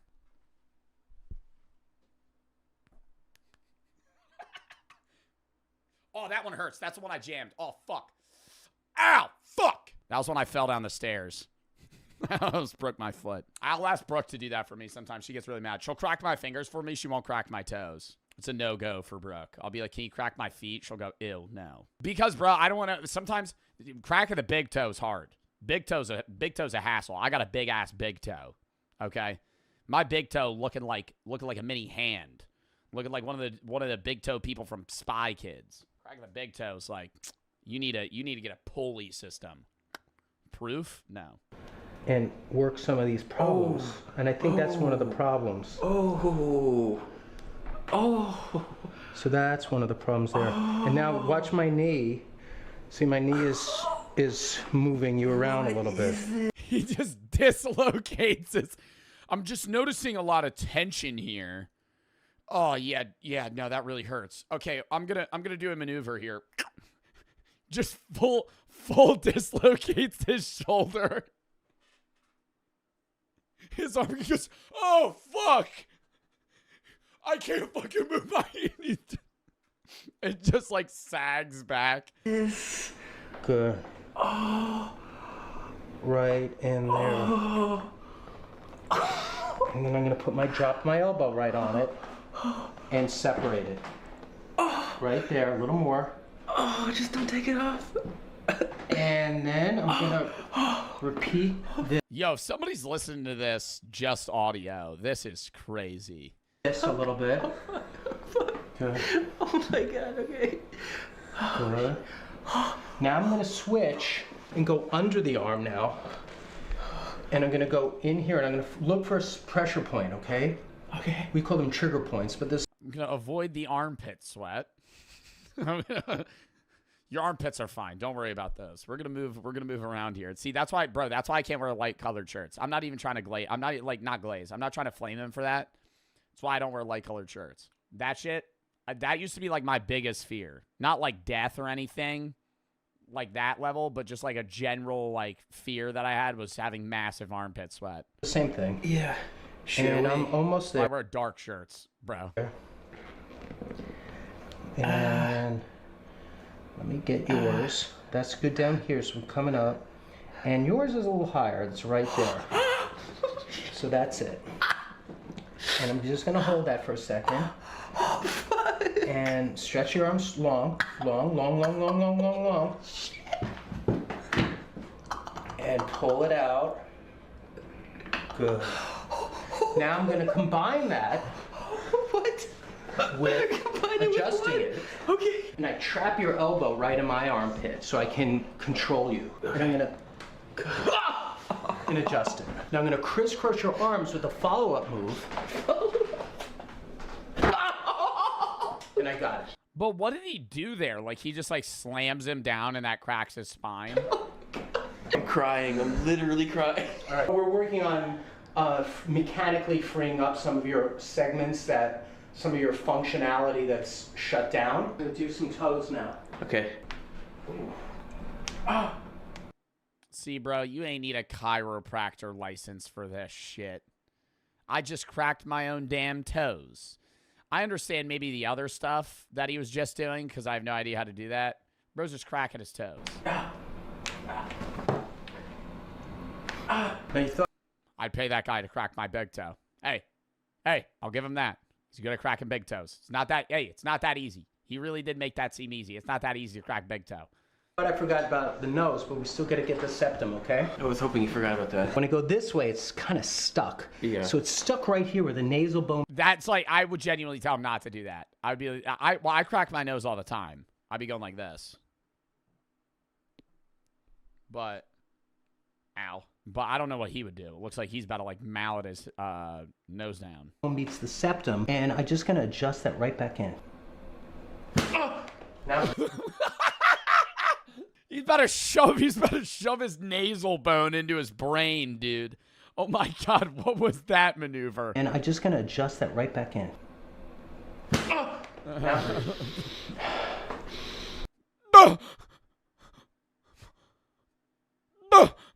I think I could smell colors. Wow, that is so cool. Holy shit. I mean, my whole body just feels like way looser. It was just like this resistance to moving that you didn't even realize was there for so long. Your shoulders should be moving better. Your neck. Oh my God, I feel really good right now. And your eyes look bright. Yeah, thanks, man. That was clean talk. That was Thanks, man. I really appreciate that. Call me. Dude, I really appreciate that. Show me how to do the big toe thing. All right. Next video.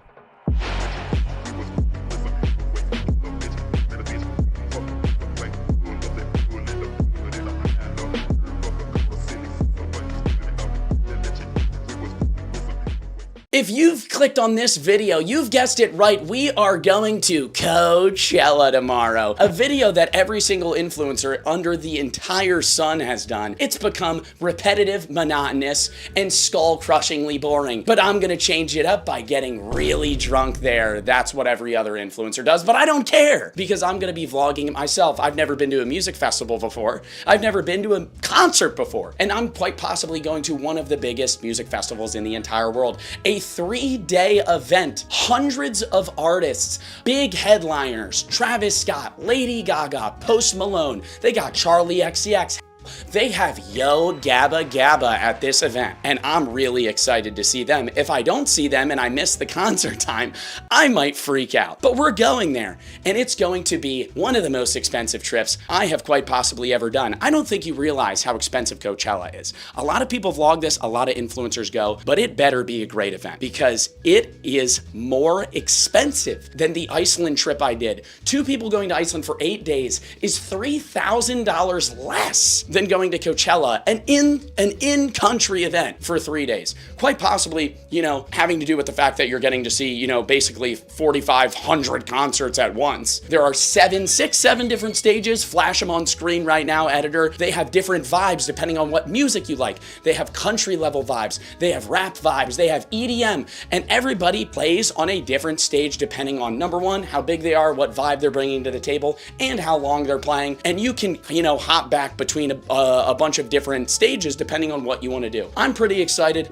I plan on getting, you know, a little rowdy there at times. I'm a little nervous about getting sun poisoning. I live in the old state of New Jersey. I'm pale as the hat that I'm wearing, and it's going to be 99 degrees with a UV index of 10 plus while we're there, and I'm gonna be in the desert wearing amazing fits, and I'm excited. Coachella is known for having great fits, great vibes, and a lot of people doing hallucinogenic drugs. And I'm gonna be there for the first time ever, thrown into it all. And we're gonna be vlogging it the whole time. That's a lie. I'm gonna be vlogging some of it. I don't know. I don't know what I'm gonna vlog. I mean, it's gonna be, you know, all of it's gonna be copyrighted music, so I don't know how the fuck this is gonna work. I hope it's not just, you know, a compilation of random B-roll clips that my editor has to, you know, throw random music over, but we'll see what it's like. Interestingly, Coachella Festival began as an idea to bring European music, art, vibes, and festivities to the desert in California. It's been around since 1999. It is a long-lasting event. It has been around for 26 years coming this upcoming event, and I am going for the vibes. And to make this vlog so I can write it off for tax purposes. Right, now that I'm done the random rants, number one, I'm wearing the hat because I'm gonna be wearing this while I'm there so I don't fucking burn my head. Number two, I have really short hair right now and I think it looks, you know, a little rough, but we're gonna be there. I'm gonna be vlogging the event. We're there Friday, Saturday, Sunday. I'm recording this now at midnight actually, and we have to leave for the airport in 4 hours. So I'm gonna get 0 sleep, but I'm excited. Some artists that I'm excited to see, Yo Gabba Gabba, obviously. Viagra Boys, think it'll be funny. I'm excited to see Weezer. I'm excited to see Green Day. I'm excited to see Post Malone, Lady Gaga. I'm excited to see D4VD. How do you say that? David? I don't know. He makes some pretty good ass music. When I hear that shit, I might cry. I don't know what the vibes are gonna be. I might cry. I might not. I might have no tears to cry because I'm in the middle of the desert and it's gonna be 5 p.m. and I'm gonna be sweating so bad and I'm gonna be as red as a tomato. But I'm excited. I don't really know how this vlog format's going to be, but for the people that are sticking around, just know it's probably gonna get pretty hectic. It's gonna be jumping around. I'm probably gonna be sloppy drunk in a lot of these pics, or not pics, videos. And you know, I don't know. I'm just gonna be filming random shit, seeing what the vibes are. But yeah, catch y'all there at the airport. I don't know when I'm gonna record the next clip. See you then. Oh my God, is that Joe Bartolozzi? To the hotel, and would you looky here, the Saratoga water. Never thought I would see it with my own eyes. Do you think that this costs money? Probably. I doubt it's complimentary. This place was like $2,000. Mainly because it's a booked hotel room during Coachella. Holy fuck, $2 grand for a hotel room. They give me a physical key. Hold up. A physical key for the room. I've never gotten a physical key in my entire life in a hotel room before. Normally it's always just like a swipe key card. Very old fashioned here, but look at this view that we have. There's Brooke. Okay, nope, it's focusing. There she is. She's working it. Look at that view though. I'm shirtless because it's hot as balls out there. It's 99 degrees and the Uber driver wanted to drive with the windows down. Put them up, buddy. What are we doing? Anyways, I'm about to go get food. We're about to go on a weed adventure trying to find marijuana for the event, which we apparently can't bring in, but you know, I might just keister it, smuggle it inside. She's giving me a look. I'll be the one keistering it. I'll be the one keistering the weed. What's up, guys? Welcome to MTV Cribs. This is the Joe Bart / Brooke Casa. A walk-in shower here. Lovely. I bet water's gonna get everywhere, but it's, you know, fairly far back. That's very nice. We have the toilet here. Very custom. Okay, the toilet here. We have the toilet. Pan to the toilet. What is out of the ordinary is the sink outside of the bathroom. Wow, that's lovely. They have a TV here with an old remote. It's an LG TV, probably a $100 TV. They probably got 4 channels on that thing. Yeah, lovely chandelier. And then I think the key of this hotel is the lovely view that they have out here. I haven't actually walked out here though. There's some geese. They're squawking. Very nice. It says, "Don't feed the waterfowl." What are waterfowl? You think I could swim in this water? Ooh, I don't think I would want to. Do a little zoom in on the water here. It's about a foot deep and it looks like there's poop everywhere. There's a fish. You zoom in on, you see the fish? Yeah, I don't think I'd want to swim in that. Anyways, we're here. Right there. Yeah, pan to the mountain. Look at the lovely view. It's already hot as shit. We've been outside for a minute and I'm already sweating. This is gonna be disastrous tomorrow. I might have a heat stroke. It'll be fun though. And it's sponsored by Heineken. I'm not sponsored by Heineken. Heineken sponsor me. Your beer kind of sucks, but I'll drink it. I'll drink it if you pay me. Actually, I'll probably drink it even if you don't pay me. All right, anyways, I don't know how to end this. I'm really bad at vlogging, but they know that. See you guys later.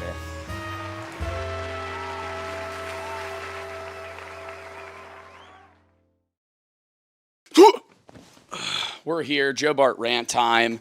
Took 2 flights to get here, it was terrible. 7 hours of flying, took shits on both flights, 2 flights back to back. First flight, lady knocking on the door, basically telling me I need to get out of the bathroom. And I'm like, I've been in here for 6 minutes. I open the door, make a dirty look. She looks at me. I just walk back to my seat. Then they tell us there's a medical emergency and these people need to get evacuated off the plane when we land and we're not supposed to stand up. So everybody's looking back, seeing what the fuck's happening. Then she gets back on the intercom, goes, "Oh, don't look back, don't look back." How are you gonna tell us that? How are you gonna tell us that people, you're making me think somebody just died in the back of the plane. Then when I look, oh, now I'm being rude. It's these 2 ladies. They just walk out. No medical professional comes in. They just walk out of the plane. They're on the next flight with us to Palm Springs. They're probably going to Coachella. What the fuck happened? I'm not saying that they were lying about a medical emergency, but what the was the medical emergency? I'm thinking like somebody shit themselves.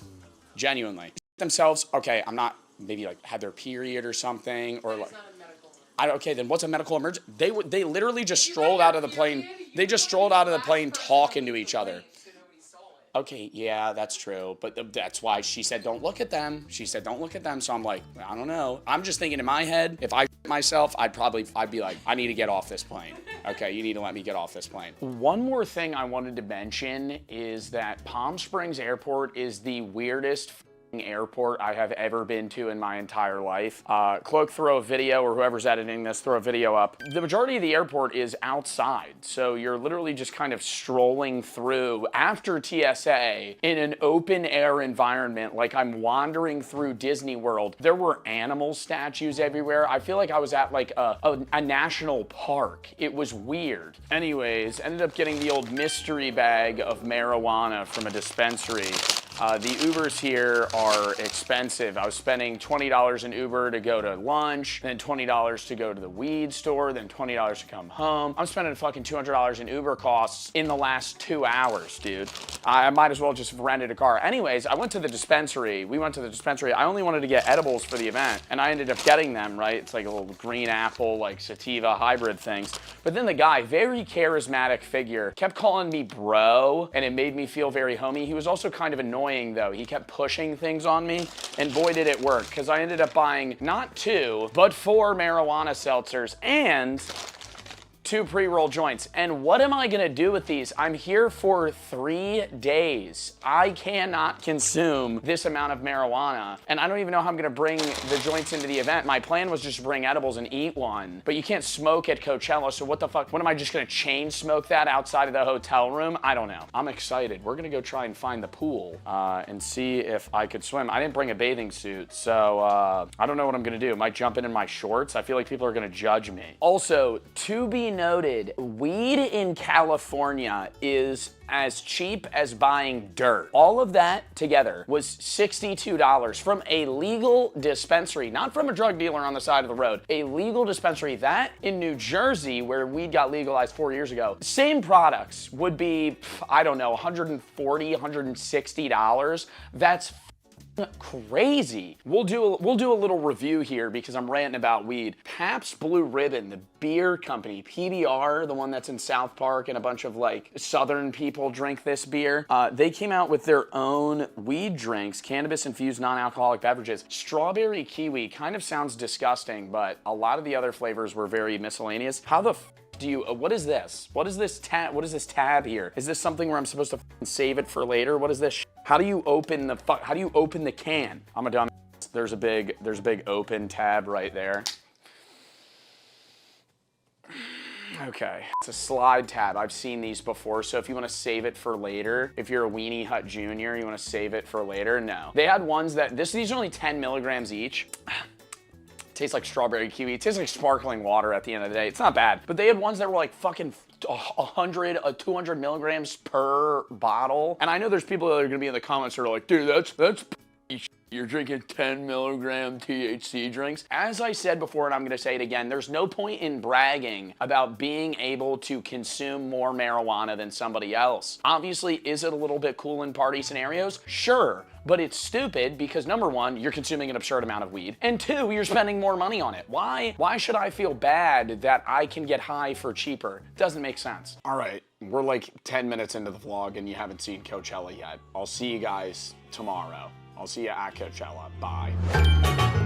Okay, fit check. I'm wearing these super cute fringe boots, this little flowy skirt, a little like, I don't know, but a little like sachet. Stunning show, flip, stunning necklace stack. Thank you. Now coming over to the Joe Bart fit, we have the Sublime shirt, weed belt buckle. What are these, corduroy pants? No. I don't know. They're very, belt buckle fit, boom. The Adidas shoes, they got a little purple fluffy spot on them, very comfortable. Rocking the chain. No, I'm not, it's somewhere else. I might have lost it. We'll see it later. Oh, she's gonna show the rings. And she got her nails done. Slay, boo. Coachella ain't ready for us, right?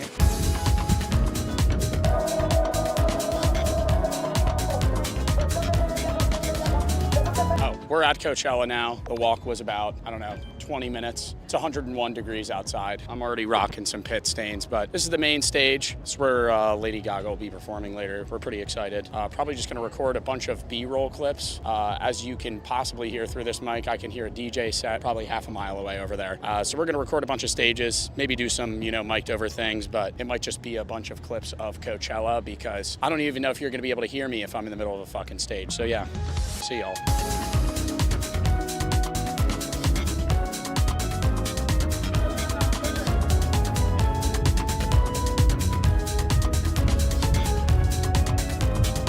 Yeah, Buddy is covered. Buddy is covered in sunblock. Ooh, look at those abs though. Look at someone make an edit of this. Yeah. Yeah. This show's sponsored by Heineken. I had a Heineken. It tastes like dog shit. We're going with the tried and true, the Dos Equis. Guy gave me a lime. Beautiful. Squeeze a little bit in there and dunk it in, and we're good to go. We're about to go see Lola Young. Very excited. Everybody waiting for Lola Young to start. What song are you most excited to see? By Lola Young. By her. Cause I'm too messy. And then I'm too clean. It doesn't matter. Because we're all bound to lose people that we love in our lifetimes and you cannot avoid it. And again, it hurts every time. But I think there's always something positive to come from a negative. And in this case, I think that's what helps us realize how special life is. It's so delicate and it's so easy to lose. And that's why it's so important to us. That's why we appreciate the trees and the mountains and butterflies and rainbows and the air that we breathe and the people that we see. But the positive thing for me in this song is that it's never really over. You always carry a piece of that person that you lose. And for me, I didn't know how to deal with losing this person, and this song is how I came to terms with that, came to peace with that. We're on the frickin' Ferris wheel. Oh my god. No way, we're on the frickin' Ferris wheel. We got in the wrong line and it took 20 minutes, but we're here. There's probably how many people? 100,000 people, 200,000 people here. Yeah. So many. Missy Elliott's performing. There's 2 people after her that are even bigger, and it's so packed. We're gonna be on this Ferris wheel for the next, like, I probably think like 20 minutes. And then we're gonna go see Glorilla. Glorilla. It's 7 p.m., bruh. It's 95 degrees. Sahara. It looks like people be rubbing their, like, backs up against this glass. You think anybody, like, you know, maybe in here? Probably.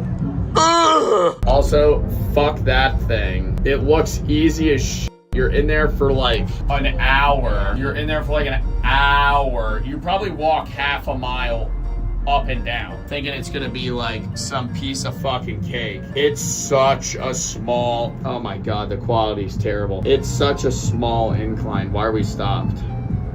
At the top? People are tweaking at Dulab. We need to go. We haven't gone there yet. That's where everybody's on acid. Everybody's tripping at Dulab.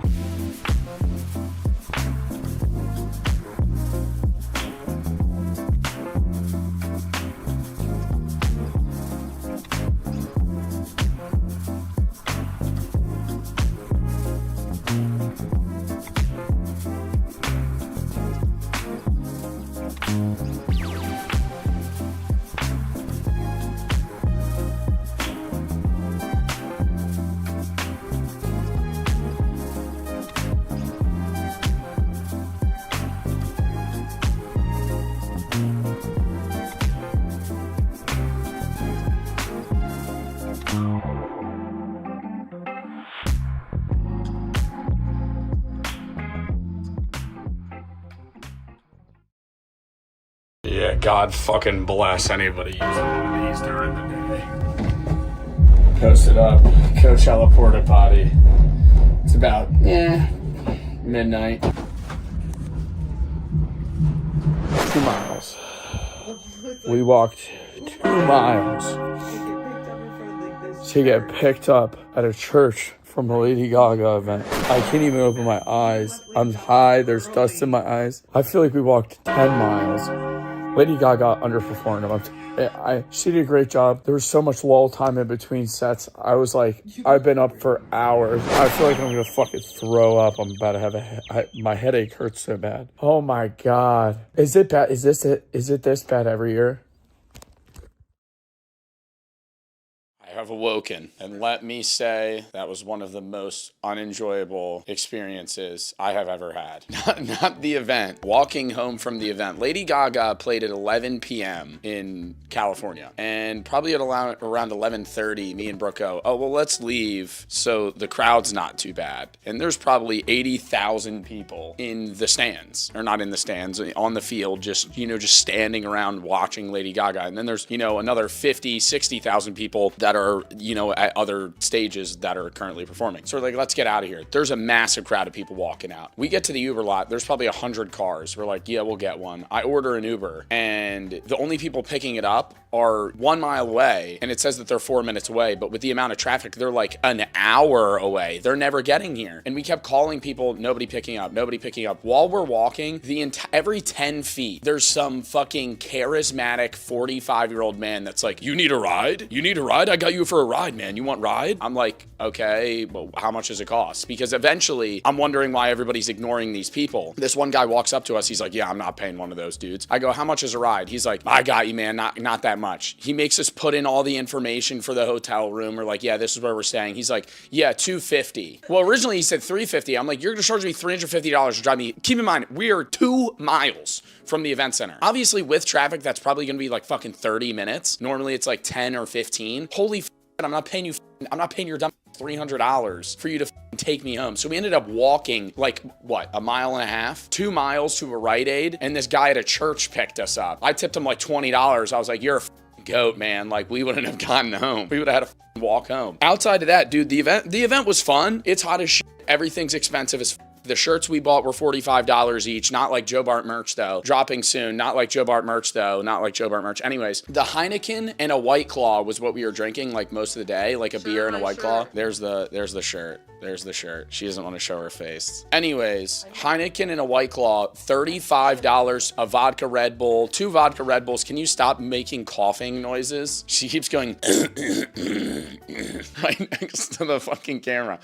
It's two vodka Red Bulls, $56 for 2 vodka Red Bulls. Slice of pizza, like the slice of pizza was honestly kind of fair. It was like $12 for a slice, but it was like a quarter of a pizza, so I wasn't really complaining. But then we stand in front of the pizza place. Now I'm just rambling. Then we were standing in front of the pizza place at like fucking 11. I'm starving. My headache is starting to spike. Like, let's get pizza. We're standing there, and then this guy, it's been 10 minutes. There's a whole line. We're at the front of the line. This guy walks up. He goes, "Oh, we're closed," and makes like that exact face, and I just get so mad. I'm like, you're a loser. Walk away. Today's a big day.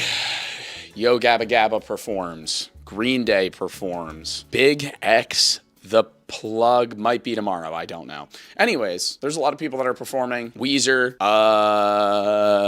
Misfits, Travis Scott's performing. Definitely not going to see that. And I know people are going to be in the comments like, you need to see Travis Scott. He performs at 11:40. There's going to be way more people than Lady Gaga. There's going to be people that are moshing. No one's going to get out. It took us an hour and a half from the time that we even got to the Uber lot to probably get home. And walking to and from the Uber lot, you got to keep in mind, Cloak, whoever's editing this, flash a picture of the event center. Everything is miles away. We probably walked 10 miles yesterday. Everything's far as shit. The Uber lot from the actual event center as well is probably a good mile. Every stand, like the main stage from Sahara, is probably a mile. Some of them are close together, but you're walking 30, 40,000 steps in a given day easily. But guess who's ready for day 2? Day 2 Coachella! Come on, hop with me. Bounce, bounce.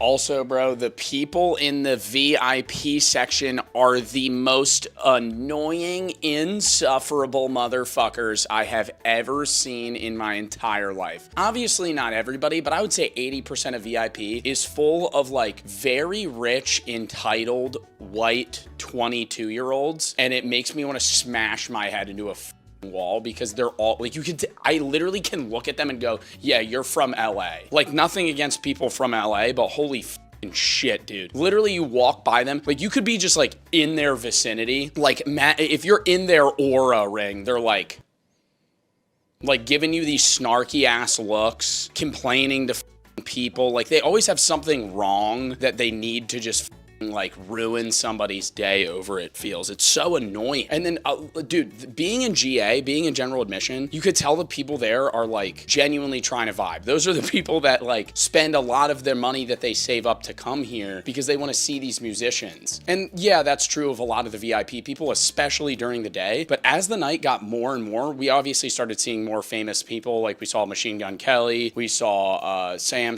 from Sam and Colby, we saw a bunch of people, a million YouTubers, saw Charlie D'Amelio, all these other people. But as the night gets, progressively later and later, you could tell there's people that just show up. They buy the ticket, they spend $1,000 come to Coachella to show up at 8 p.m., see 3 acts, and then go to an after party. And they're just they're burning money. They're setting money on fire, but these people have you money, and they're just here to like around. And, do you, if you want to spend the money to do that, whatever. But it's just, I feel like it defeats the whole purpose of going to Coachella. Like, you're going to show up that late and then just stand around, be annoying, and act annoyed like you're not even having fun, and then leave. Like, it just pisses me off. Also, I think we're going to be rocking the iPhone today. Brought the camera yesterday, tried to record shit. It's just a pain in the ass with that many people trying to bring out the camera. You can't even hear me anyway because there's anywhere you are, there's music that is ear-deafeningly loud, and it's all copyrighted. So, why? My phone and this camera have like almost the same level quality, especially when I'm just at a concert and there's just like strobe lights and the fucking ISO's just constantly changing. So I think I'm just gonna record stupid clips on my phone, and then I'm gonna have to voice over them anyway because you can't hear. What am I gonna do? What do you do? Why do people do this? Like a Joe? Do they just leave the videos copyrighted? Am I gonna be doing a cut commentary, like post-cut commentary? I don't know. I have no idea how this video is gonna end up, but yeah, we'll see you there. I'm really excited for Yo Gabba Gabba. I think I'm gonna get rowdy today. They took my joints. Pretty bummed about it. Put it in a sunglass case. I should have keistered it. We're going to quite possibly the best performance of this weekend. I'm very excited. See y'all there. Post Yo Gabba Gabba talk. That was life-changing, to say the least. I've never seen such a great performance. And then they brought out Flava Flav, and I dipped. We're gonna go get food now. Good Eats, $52, $16. Double lime though.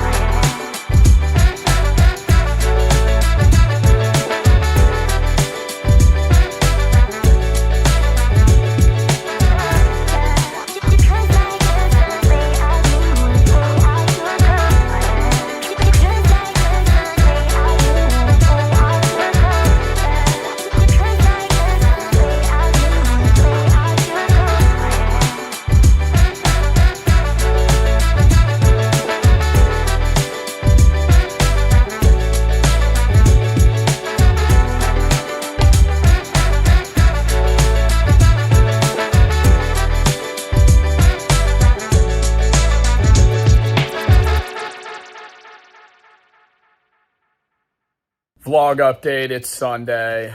While we were at the event, they took the joints, obviously, and then somebody stole my edibles out of my bag. And to that person, I want to say, you're a loser. Why would you steal? If it was like my phone or something that had a resale value, I would understand. You can't go get your own weed, buddy. I mean, it's not, I wasn't holding on to ecstasy or Xanax. I got it from a dispensary, man. Anyways, I also have a fat ass. We're going to see Big X the Plug, Zed, Mega the Stallion. There's a bunch of people performing. It's the last day. Probably gonna leave at a decent time because we have to be up for a flight at 3 in the morning on the way back because I'm streaming the day that I get back. But yeah. Day 3 fit. Posted up. Wearing the fanny pack this time. Regular backpack.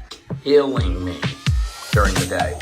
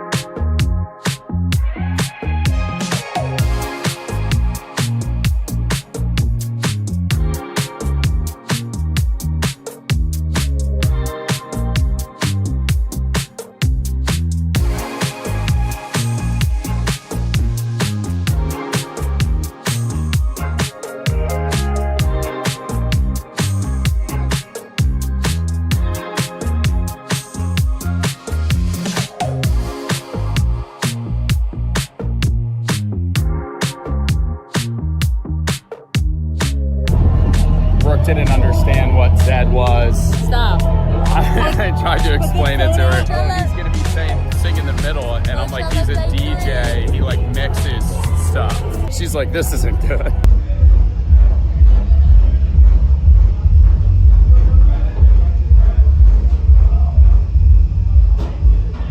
We're dipping now before the shit show that Post Malone's traffic will be. Do I want to see the show? Yes. But we also have to catch a flight. We have to be out of the hotel at like 3 in the morning. So, yeah, it was a fun trip.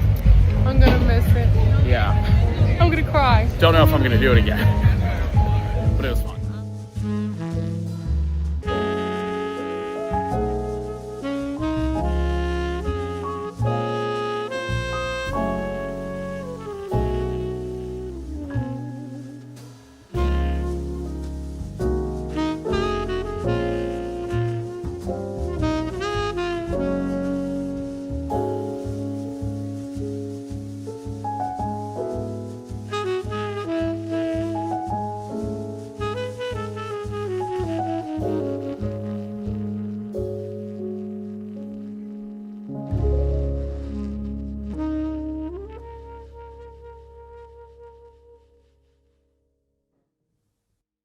How a failed comedian became a 4chan conspiracy theory. 4th, 2025. A 4chan user on X makes a post that reads, "This is a demon writing itself retroactively into pop culture history. You think this is a shitpost, but you'll remember him from your childhood soon enough." Attached was a photo of a man wearing red and white striped pajamas, posing in front of a solid yellow background. Never seen this guy in my life. Maybe for older people. Is this like a 30-year-old 4chan user? The file name was royjpjs.jpg. X began to lose their minds. They frantically searched for any information they could find about Roy J, yet upon their first attempts, there was nothing. The thread was dying down, and people started to shrug it off as just another schizo post. But suddenly, as if someone flipped a switch, articles began to appear. A wiki showed up out of thin air. Videos of Roy performing were uncovered, and they dated as far back as 2008. What was going on? Was this really a demonic entity writing itself into history? No. It couldn't be true, it's just not possible. What the f*** are they talking about? A demonic entity writing himself into history? What do you mean? This is an image of a dude wearing pajamas that also does music videos and maybe was just they're saying a failed comedian. He kind of looked like a singer. Not possible. Like you?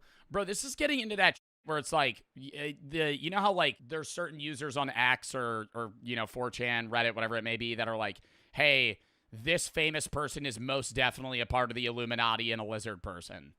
Like, where do you go? That's just such a level of conspiracy that you can't prove it.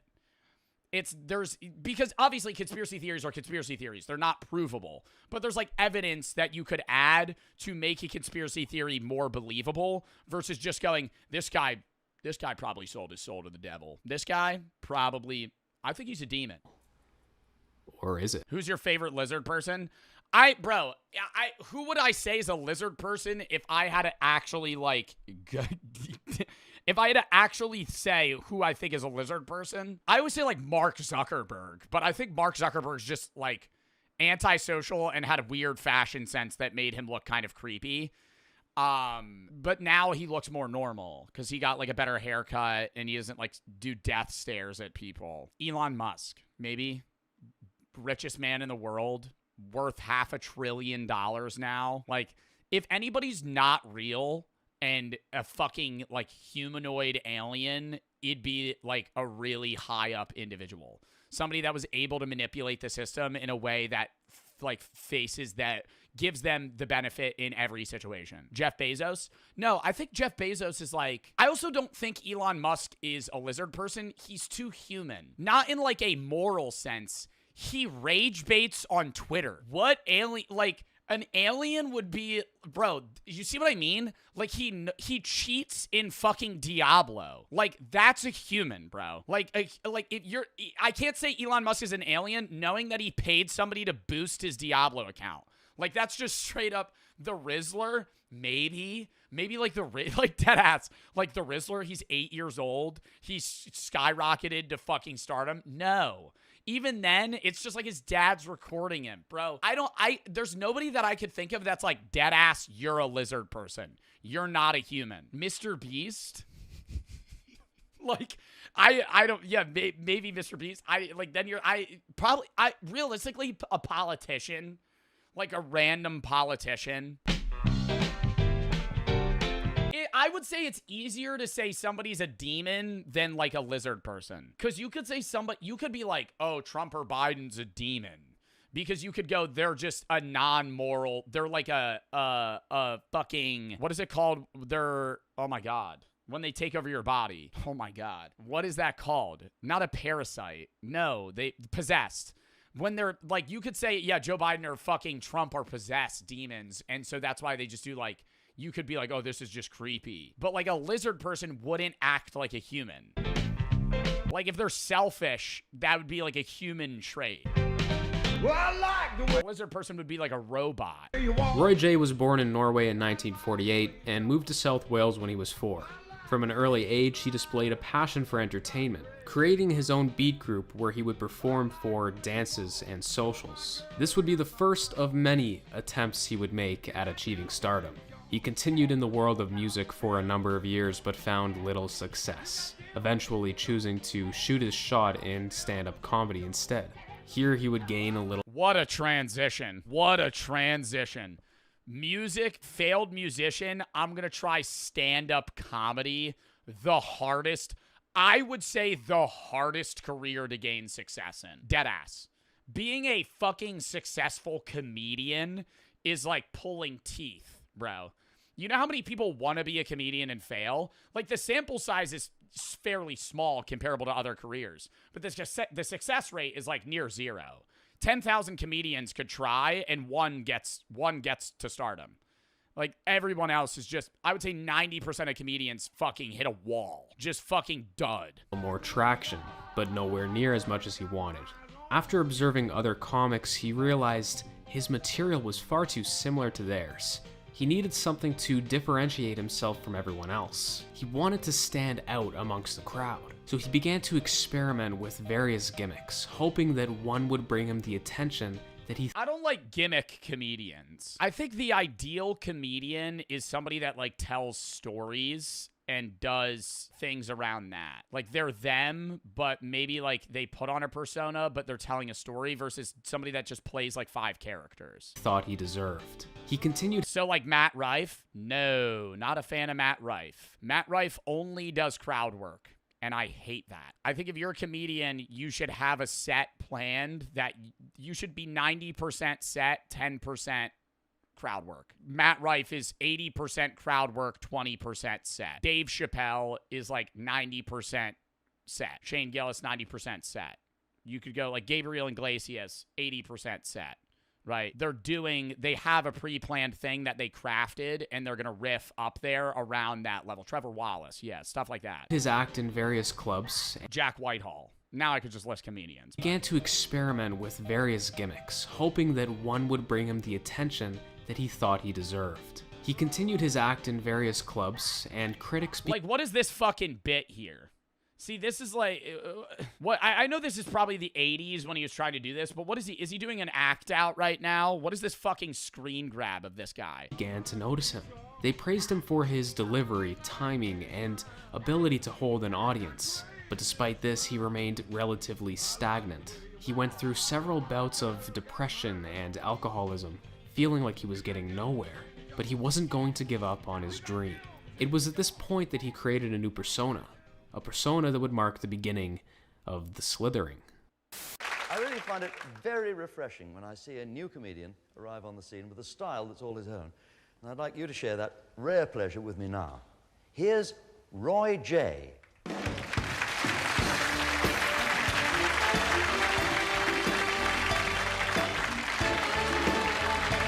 Ooh. Comedian wearing gloves. He walks out on stage. Hey! I'd immediately fucking throw tomatoes. I'm leaving.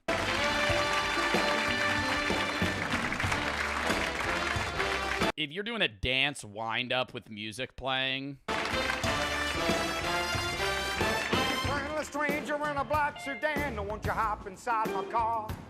I've got candy floss, I'm a traveling man, and I will take you to the nearest star. Hey. Hi, weirdos. Spook. Nah, you know the fucking lizard people? This guy is a human. You know the fucking demons and the lizard people are the fucking motherfuckers laughing in the crowd, man. Who finds this funny? I can see somebody fucking just bombing this hard. That's innately human. You suck so bad on stage. Who's laughing at this? I used to be a schizophrenic, but we're both okay now. What? Okay, I gotta make this point. Stand-up comedy in person, hell of a lot funnier because you're in an audience like environment where everybody's laughing and one person laughing makes other people laugh, so everything seems more funny. But I would be stone cold Steve Austin here. I'd be fucking front row. Never even boo. I'd love to do that. I'd feel like an asshole. But it would be kind of a fun experience to go to like a stand-up comedy bit, and anytime you think a joke's not funny, you just go. No, you don't even boo. He doesn't see you half the time, but one time he makes eye contact with you, and you're just like, no. That was a bad one. Wow, this place is weird, huh? Slither. I met a guy outside tonight. Slither. On his way to the Olympic Games. I said, are you a pole vaulter? He said, no, German, but how did you know my name? Background music. That wasn't funny. That wasn't. I know comedy's subjective, right? A lot of you guys think I'm funny. A lot of people don't think I'm funny at all. I don't know anyone that would be like, huh, even a chuckle. Music played continuously as he paced the stage. Each one of his steps were perfect. I mean, dude, it looks like he's on fucking cocaine. Am I crazy? It looks like he's like sitting there going, saw a guy outside, he was German. Are you a pole vaulter? Oh no, how'd you know? How do you know my name? Really synchronized with the rhythm. Really to cook that one up. Slither and spook, he'd remark, seemingly randomly throughout the performance. It was weird, but that's what people liked about it. After all of his attempts, something was finally working. The offers were coming in. He actually signed to an agency. This is what he had been dreaming of. However, while he gained an audience and managed to appear on TV, not everyone was so keen on his act. Many saw through his gimmick, focusing on the substance, which was mediocre at best. But Roy didn't care. He was finally in the spotlight, and to him, that's all that mattered. As his hard work began to pay off, he started drinking and partying more, treating himself for the effort he'd put in. Like, bro, why is he in a Skull Trooper? Why is he in a Skull Trooper fit right now? Just like slithering across the stage. He makes like 5 jokes. It wasn't time for him to relax. He should have been focusing on his act. His abuse of alcohol began to affect his work. He'd show up to shoots completely wasted, unfit to act in any reasonable manner. He was not in a good state of mind. That's not that absurd for comedians, though, to be straight up hammered on stage. Not to the point where they get like booed off or they can't function. But didn't Joey Diaz do like 500 milligrams of edibles and like Xanax and then get on stage and do a whole set and just fucking, but kill it? Like, or like not most, I don't want to say most. A lot of comedians have drug abuse problems and do them while they're working. It all fell apart during a performance in 1984. Bert Kreischer drinks. That's different. He was being heckled in front of an audience. I would say you getting mildly drunk on stage is a lot different than you doing like a line of cocaine and Xanax and then fucking performing. Of 600 people. Usually he was able to handle it. But on that night, 600 people. How big of a room would that be? Would that be like a gymnasium? That'd be like a gymnasium level of people. Of 600 people. Usually he was able to handle it, but on that night, he snapped. Someone yelled at him, "Get him off!" So he did. He took off his pants and revealed his genitals to the entire audience. What a plot twist. What a plot twist. What? How does this have to do with him being a demon on 4chan and somebody that's like implementing himself in society? He bombed on stage, somebody called him out, and then he fucking just stripped naked. What? Police were called and he was thrown in jail for the night. The next morning he was released, but he was ordered to pay a £200 fine. After this ordeal, the gigs dried up. He had a few more appearances on TV, but it was clear that his moment was over. Wow, what an experience that would be in the fucking crowd, dude. You're watching the worst set of your life. Somebody says something. You know how bad the set would have to be for somebody to say something? Like a 2 out of 10. Because say the set gets you like 1 laugh, you're probably not going to say shit, you know? You're going to be like, whatever. It's a bad show, but I'll just sit here till it's done or I'll leave. Like, it would have to be bad for somebody to say something. Maybe because they paid, it would be less. If you go to like a free comedy stand-up area, it would have to be really bad for you to say something. But if I paid like $50 for a ticket and it was a shitty show.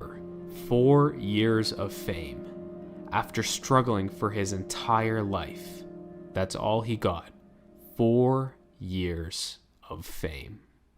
Okay, this is fucking bullshit. Of course Roy J isn't a real person. It's obviously that he's an eldritch, interdimensional demon trying to retroactively weave himself into the public zeitgeist. What is a perfect citizen thinking? More like the imperfect hard. I can't stand this shit.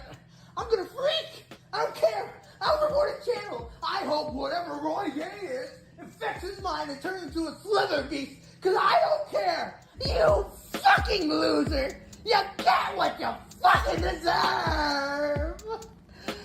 Are there people that are actually on 4chan that are like defending the fact that Roy is a demon with their lives? There's no way. The fuck? Did he just fucking wink at me? Did he fucking wink at me? The image definitely does look creepy, but I think that's just because it's like a weird dude in pajamas from the 80s. People actually believe that Roy was some sort of demon, capable of writing itself into history. It sounds absurd until you start digging a little deeper. People began to question There are some Mandela effect-esque things, but the reverse, that fuck me up. Not like, oh, I thought that GIF was Jiffy and it's GIF. I'm saying there's like things, I can't really explain it though, you know? I can't give you an example, but there's times that I'll like see something on social media or Google something and it'll tell me a fact that I thought wasn't real or something that never existed that was just like implemented into like the internet. The Monopoly guy, no, that's Mandela where it's like, oh, I thought he had a monocle, he didn't. No. I think that's where it's like you thought something exists and it doesn't versus something that you thought didn't exist and it does. the supposed story of Roy J. They found several. Yeah, that's one. Sinbad. Example of one is like the Sinbad movie. I don't think that actually existed though. Sinbad genie film. Because most people mix it up with like the Shaq movie. Most people think, no, that's still another Mandela effect. Because people thought Sinbad had a movie. But this isn't real. Because Shaq had a movie where he was a genie called Kazam. And it was like one of the worst rated movies ever. Not one of the worst rated movies ever. It did very bad. Inconsistencies. Some sources. Narwhals? Yeah, that's an example of one. But that's an animal. That's not like that's not like this Roy being a demon implementing himself into history. A narwhal is an animal that you thought was fictitious because it was in the movie Elf with Will Ferrell. And then you actually find out narwhals are real animals. Inconsistencies. Some sources claim that he was born in 1928 and died in 1992, while others claim that he was born in 1948 and died in Spain in 2007. Those who were skeptical about Roy's death contacted the crematorium rumored to have held his funeral. Posing as a people are really getting into this. relative, they requested information regarding his death. The crematorium responded, but they weren't able to share much due to privacy concerns. However, after reviewing their records, they confirmed that there were no entries for the name Roy J in 2000. Don't do this. Don't do this. Don't do this. Don't get me in. No. Don't get me on the rabbit hole. I'm sitting here going, there's no fucking way, and you're gonna be like, there's no record of Roy. There's no birth or death record of Roy. Stop. 2007. This was an interesting development, but there was one problem. Roy J was just a stage name. His actual name was Roy Jorgensen, so unless he changed his name, he wouldn't have been buried as Roy J. Other people noted the very vague comments left on Roy's videos, saying that they looked AI generated due to their repetitive nature and simple phrasing. They never directly acknowledged the substance of his performance. That's better a comedian that made everybody laugh. Very sadly missed Slither on Roy. Great showman, I loved it. Roblin50. Bro, these are like AI Fortnite usernames. This goes more into like dead internet theory. Martin Worthington 3168, David Anderson 7037. They all have numbers. Philip Probinson 256. Oh my god, stop. They just repeat his catchphrases spook, slither, and you'll all be doing it tomorrow. This didn't mean much. No, I'm falling for the 4chan theory right now. Maybe they were just some old boomers that were reminiscing about his act. But it only added fuel to the fire, raising the suspicion of those coming from X. It's understandable that there would be inconsistent information surrounding Roy.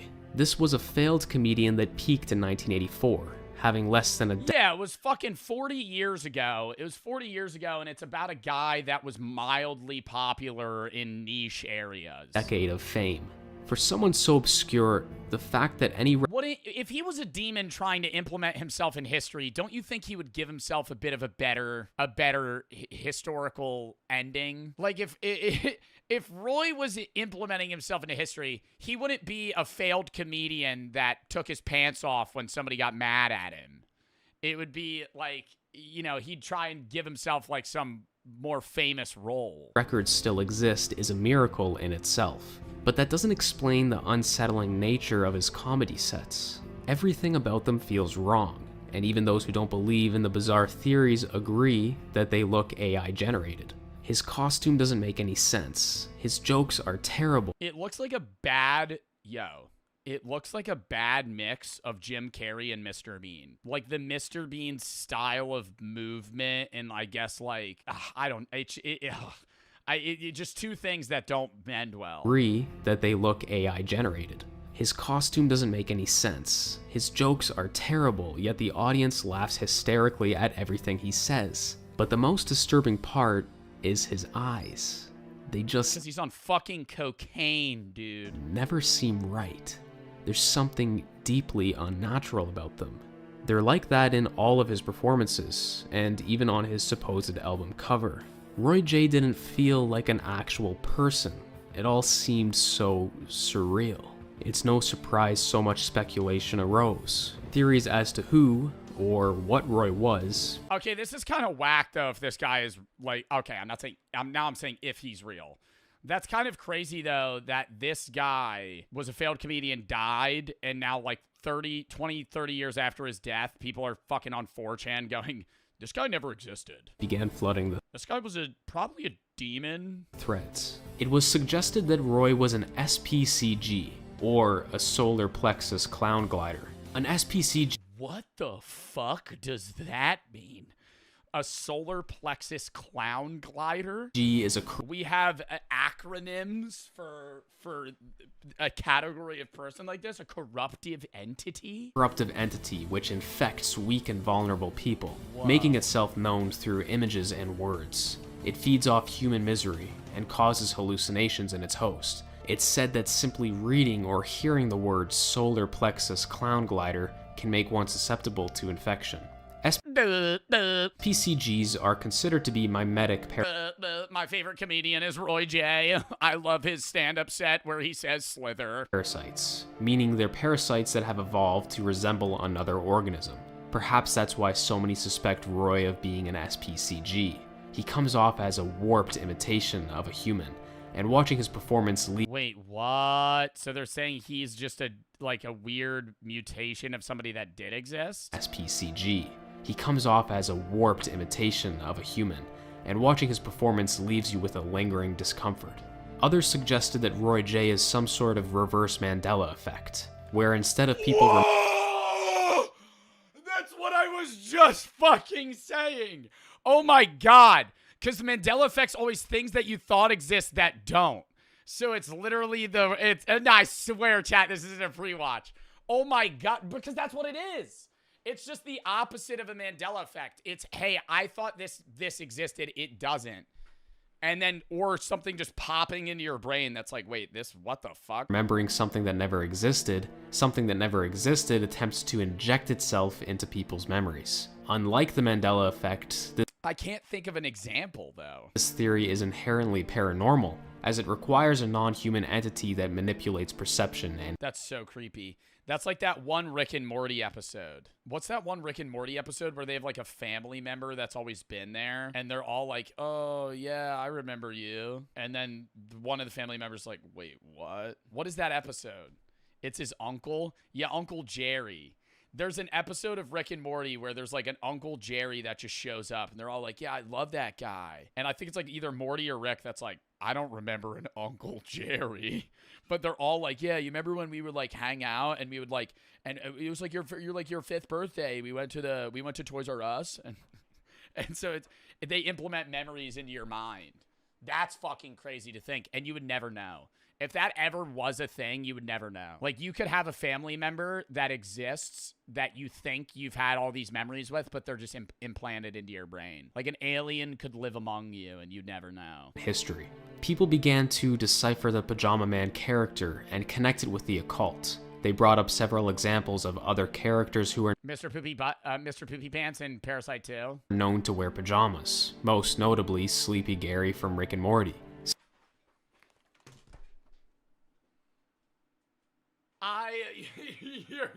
Bro, this isn't a pre-watch. We were talking about it, bro. Sleepy Gary was a parasitic creature that would plant we said Sleepy Gary. We said Uncle Jerry. Who the fuck is Uncle Jerry? false memories inside of people's heads, causing them to remember events that never actually occurred.